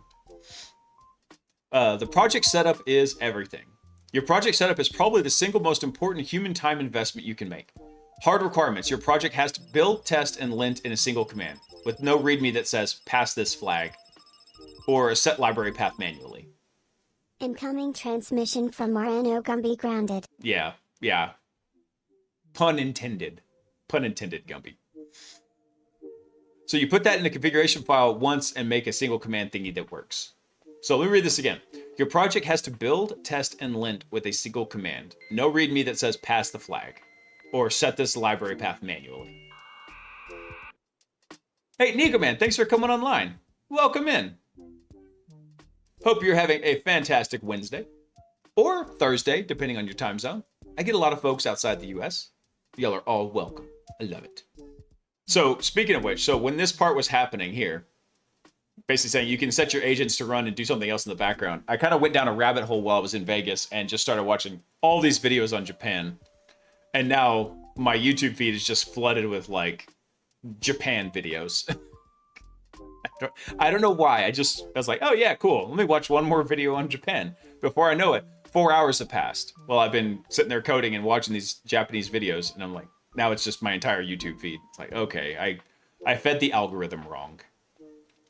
Anyway, let's see. So if a model runs a build and gets a bunch of CMake output saying library not found, that's wasted context. And the context is only ever accumulates. Things don't get removed from it. Like look up cache pricing for the Y. Yeah. Also, one of the things I'll recommend if you're using particularly Claude Code, and I'll figure out what the appropriate nomenclature is for open code when I start messing with it, is that one thing you can do is this is your main loop right here. This is your main context window as you're coming through everything here. So as you're just typing into Claude code, everything is kind of being dumped in here. But you can spin off an agent over here. And those agents will actually spin up their own context window, go through, do all their work in here, and then they'll basically form an output object or some kind of structured output that you can then send back and then just include that one key important piece of information. So think of this like a working memory that's going to generate an output and then bring it back over into your context window. So I made heavy use of agents so I could try and avoid compaction just like he's talking about here. And this is just my novice approach. Like I said, I've only been messing with Claude Code for like a month now. And I wasn't even going to give it the time of day until Jason Haddox basically told me, you're an idiot for not giving it the time of day. It's like, okay, well, you might know a thing or two. I guess I'll give it a try. Let's see. So, for example, if you had a build agent, you could go have the build agent go through, run, and say, hey, and then just return back those errors saying, or basically pinpoint the cause of the error and then return that to the main context and say, hey, this is what's happening with it. Let's see. Print minimal actionable error messages. So if you have 1,000 tests, don't print test passed 1,000 times. That's satisfying and reassuring for humans, but for a model, you just want 1,000 out of 1,000 success and an exit code of 0. So if a test fails, print the assertion that failed, maybe a call stack, actionable information the model can actually use to fix the problem. So you want less verbosity, more high quality output. So everything you output goes directly into the context. So this is context engineering in practice, how you prompt the model and how the model interacts with your project. A good heuristic is if a human gets lost onboarding to your code base, a language model is definitely going to be lost. For Python specifically, UV is the best thing ever created. It is. I love ultraviolet. Before we had virtual environments and all that mess, now you just run UV run main.py and it will tell you the model, and you tell the model, hey, we're going to use UV in this project. And that's exactly what I did. This latest agent I was working on for helping with doing some of my report writing for my penetration tests, I'm using UV to have it run all the Python, and it has zero problem with it. It was designed for just this kind of workflow. With human teammates, once they learn the project setup, they know it forever. But language models, if you have 30 agents and they all spend the first 20% of their context figuring out how to build, that cost accumulates quickly. So your team is huge now. Every new context is essentially a new team member you need to onboard. Let's see. Trust the harness, not your eyes. Don't trust your eyes. They can deceive you. Gumby, no. No! Incoming transmission from RNO Gumby September 11th. Bring your plane to work day. Bad Gumby. Bad. Bad. Damn it. You said you were out of bits. Did you go buy more bits just to keep spamming me with 9/11 jokes? That's a rhetorical question. You don't have to answer that. Anyway. All right, so trusting the harness, not your eyes. Agents run tools in a loop until they basically achieve a goal. That means you need to build a feedback loop and you want to trust the output without having to watch everything. Models can only fix what they see as wrong. So if stuff crashes, print a stack trace. Test failures need actual output. Compilation and linter errors need to be clear and concise. C++ is tricky here. One character change can produce 1,000 lines of error output. That's terrible for the model because you're burning context on noise. Higher level languages are sometimes better purely because of error handling. You could invest in error message parsing that runs in a separate context and returns only the actual actionable problems. Or just write a simpler C++. Oh, you had a few in reserve? I see. Let's see. Designing for black boxes. So design small isolated systems. I call them black box microservices. Though I don't really mean something like gRPC or Kafka kind necessarily. I mean components with clear inputs and outputs where you can be confined and they work without having to look inside and see what slop code is there. Slop code. If you have this as a primitive, you can compose black boxes into larger systems. Individual boxes can be rewritten in other languages, removed, replaced easily, and you can measure them individually. And this matters more now because if you build a monolith of 100,000 lines, language models won't do a good job. Small, isolated composables is the name of the game here.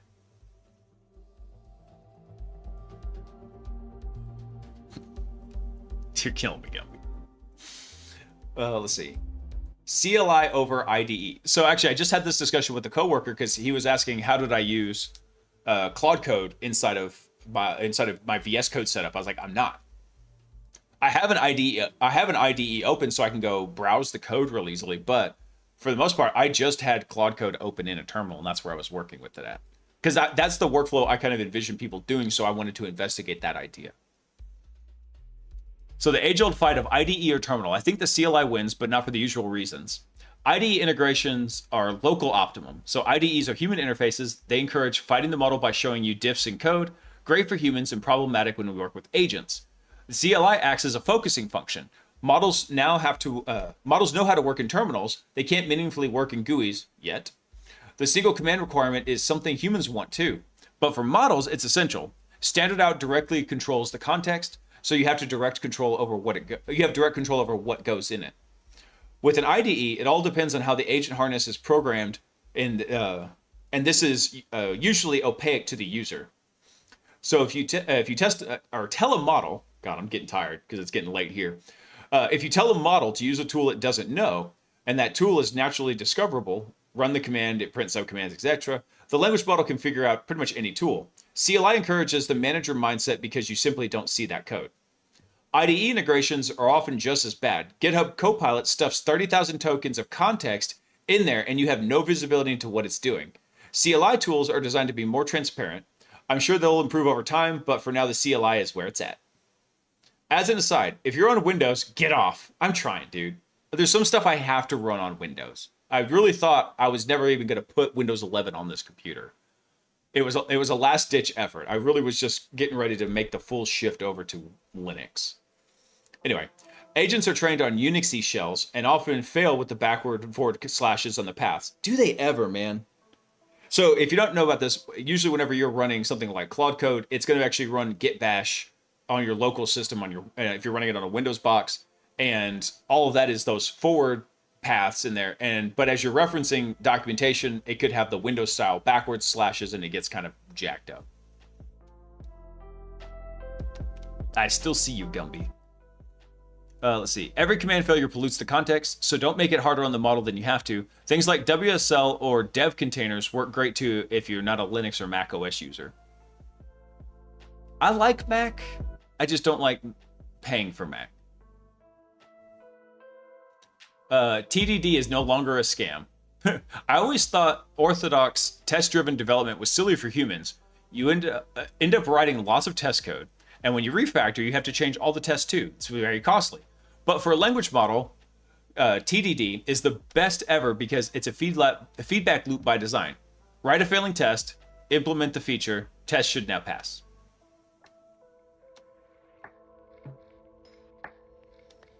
You can get a Mac Mini for $500. I could, but there's not a lot of RAM in those.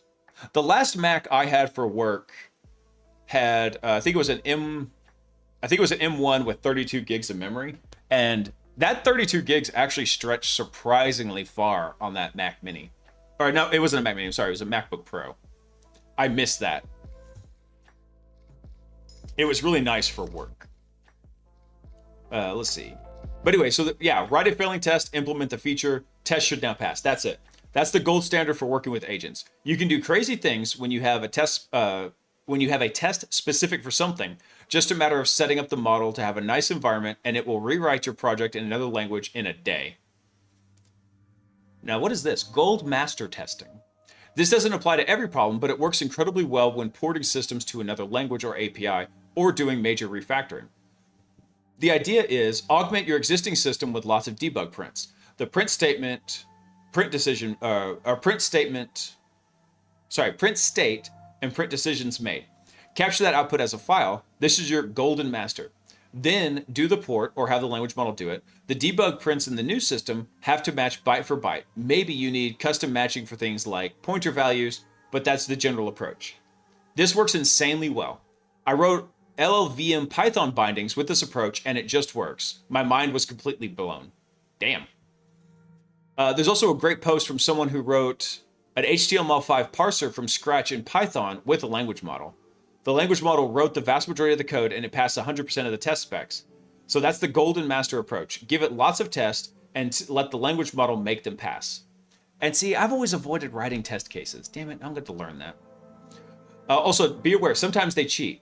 That's not a discussion for another time, but that's a discussion for another time and will improve as the models get better. Yeah. So if you're not familiar with that, sometimes the models will say, hey, you tell it, go write a test, and the test will literally be, it passed. Like, it doesn't actually test the code. They take this, like, cheater route to win. Incoming transmission from Mariano Gumby. What's New York's favorite game? 2001 Flight Simulator. Damn it, Gumby. Oh, bro. That one's terrible. Freaking Flight Simulator. Oh, I do remember actually about the time that happened, they had to go rework a lot of Flight Simulator because there were, what was it? They actually had pilots testing in simulators with like Microsoft Flight Sim. And so there was a lot of controversy about them taking that out. I remember that because I was in high school when that happened. Let's see. All right, so spend time on planning. So if you ask, build me an interactive disassembler, it's probably going to fail. Maybe in a year it won't, but for now it pays to have a good plan. The plan can be as detailed as your problem requires. So when I was doing those LLVM Python bindings, the memory management of LLVM objects wasn't obvious at all. I spent serious time coming up with examples, pseudocode for how to manage memory and state, and go as deep as you need to for your particular problem. Models are great sounding boards too. Deep research is excellent for generating ideas. You can get the model to ask you questions about your approach. And remember, failed attempts are cheap. 8 hours of human work can compress to 15 minutes.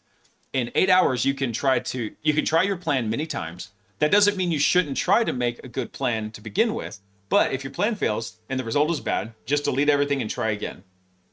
Or update the plan, try a better plan. Let's see. Yeah. Because I graduated in 2002. I was born in 84, Gumby. I'm old. I'm old Greg now. So what is this? Dev docs, surviving the context resets. This is a technique I've been using that actually works. I read about it in a long Reddit post a few months back. So basically, you create a subfolder in your project called Dev docs. Dev docs, you have a plan, so the goals, implementation phases, and approaches, and then you have a progress, which is the current status and checkboxes. So once your context gets full, say the model implemented one phase and half of a phase, you can kill the session, start fresh, and say, we were working on this progress MD and this plan, continue the work. That's pretty cool. So it picks up where you left off, maybe rereads some code, then continues working. The important thing to internalize is your plan is permanent, code is ephemeral. That is a big mind shift for a lot of developers.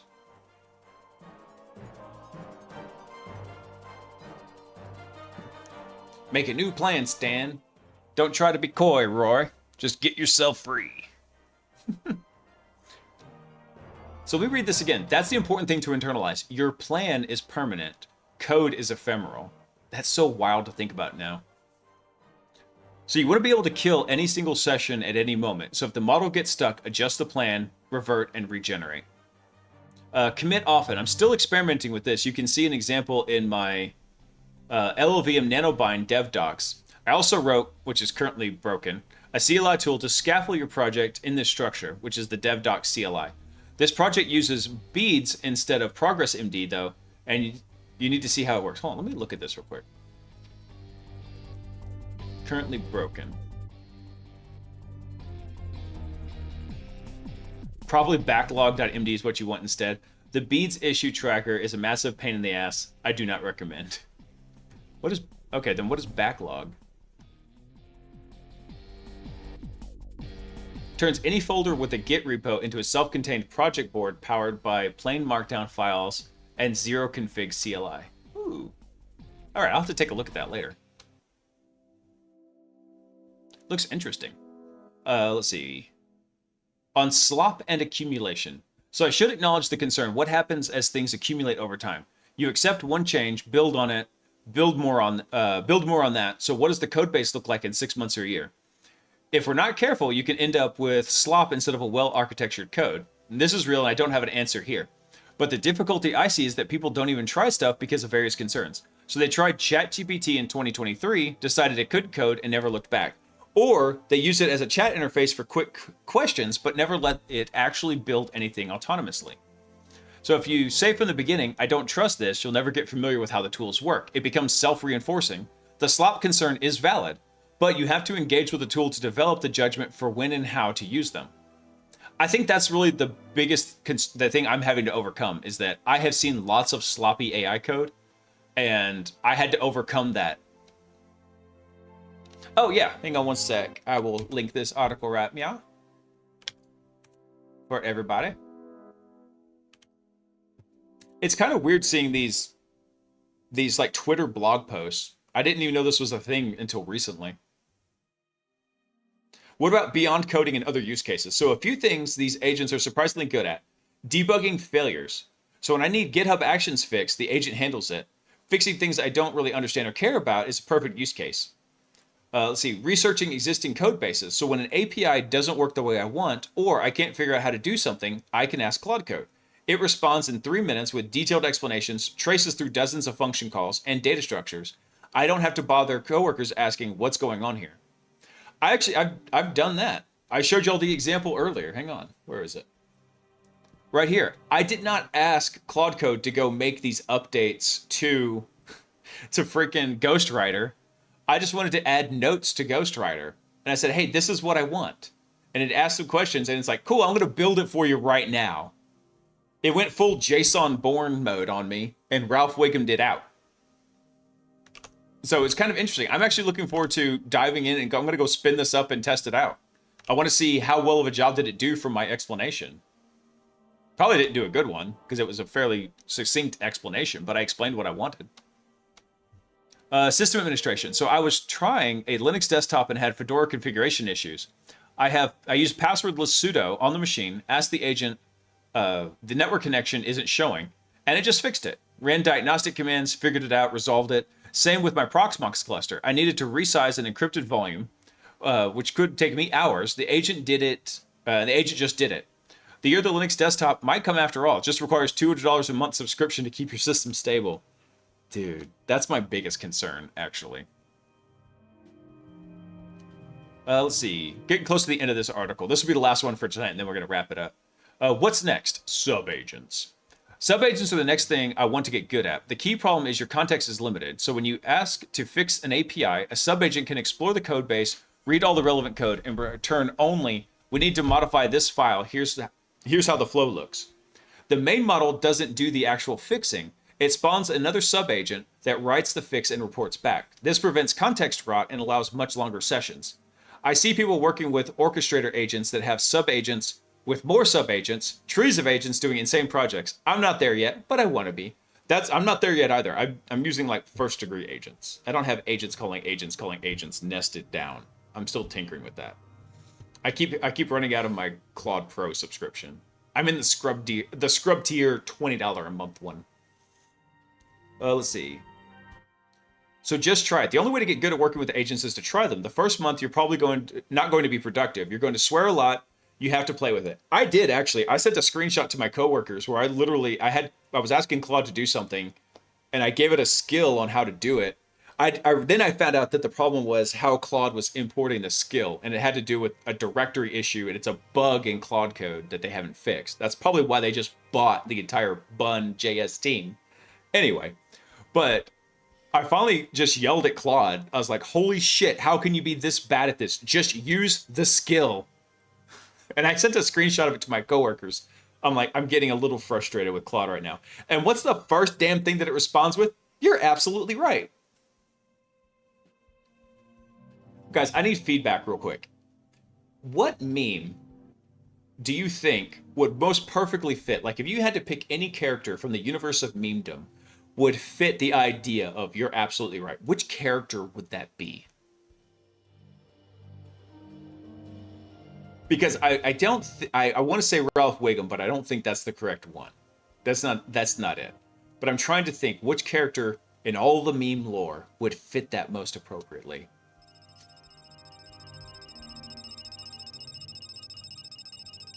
Gumby, no. Incoming transmission from Marano Gumby. What is the New York fireman's favorite song? It's Raining Men. Dude, that is dark. Dark. Holy crap, man. Anyway, yeah, so that's what I need to figure out. Which meme would most appropriately fit the... You're absolutely right. Let's see. But anyway, so in here he says, I see people try for 2 hours and say, this doesn't work at all. No, it can work. You just have to get productive. You have to get productive work out of it. Honestly, it's a skill issue. Oh, it's a skill issue. That's not an insult. It's a skill, which means you have to develop it. I'm not saying I'm super good at this. I see people doing crazy stuff with swarms of sub-agents working independently, and I'm not to that level. But I got somewhere by playing with it. It is also just a lot of fun. It actually surprisingly is kind of fun to just see what it'll do and test it and break it. I know you're not sorry, guy. The jumping capabilities from recent models has been insane. So over a year ago with earlier models, I thought this might work. Obviously it was janky, but more and more people are starting to see there's real value here. Things change constantly. If you haven't been paying attention, you're probably lagging behind. There's definitely fear of missing out, excitement about your actual work, but feeling like you're not learning the AI stuff fast enough. There's so much to explore, it can be overwhelming. But it is fun, right? To learn new stuff. It is for me.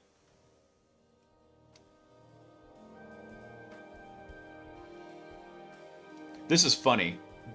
In the links down here, he's got different versions of this article generated from a transcript of me ranting for 1 hour and 15 minutes. Oh, that's too funny. All right, guys. That is unfortunately where I need to wrap it up. Let me snooze this out. If you have any raid suggestions over on the big, beautiful purple site, feel free to shout them out. Let me see who's online right now. We might be able to go check out.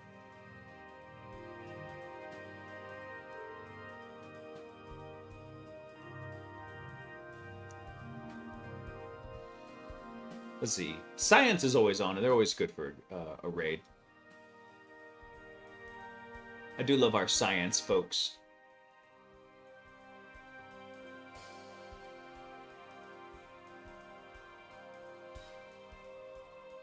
Let's see. Shindig is also on. Who else we got?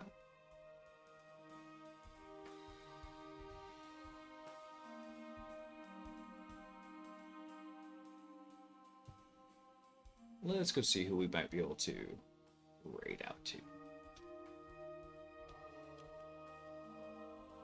Who's over in software and game dev tonight?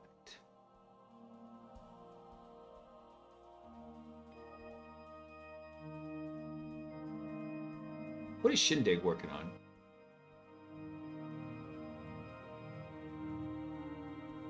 He's talking about Hytale. By the way, Hytale looks really cool as a game. I might want to go check that out. I never got into Minecraft, but Hytale looks pretty cool. And plus, I'd rather start, like, I'm hoping that game really takes off because I'd rather start my son on that than frickin' Minecraft. He already loves Minecraft.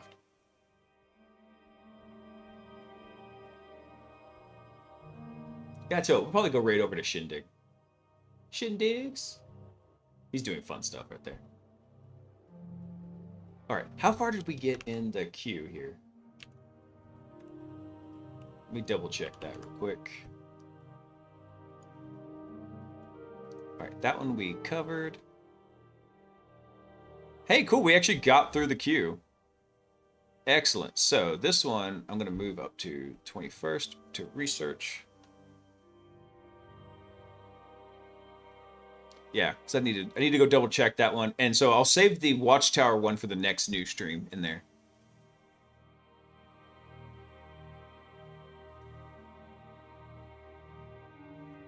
Damn it, Gilby. All right, guys. We're going to raid over to Shindig's.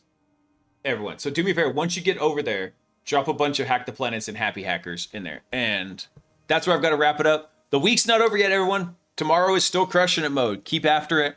And I will see you beautiful people on Saturday. We got a good time coming up. And it's getting close to my birthday, too. It's so close away. Damn. I'm going to be old. Be old. Anyway, everyone, y'all have a great night.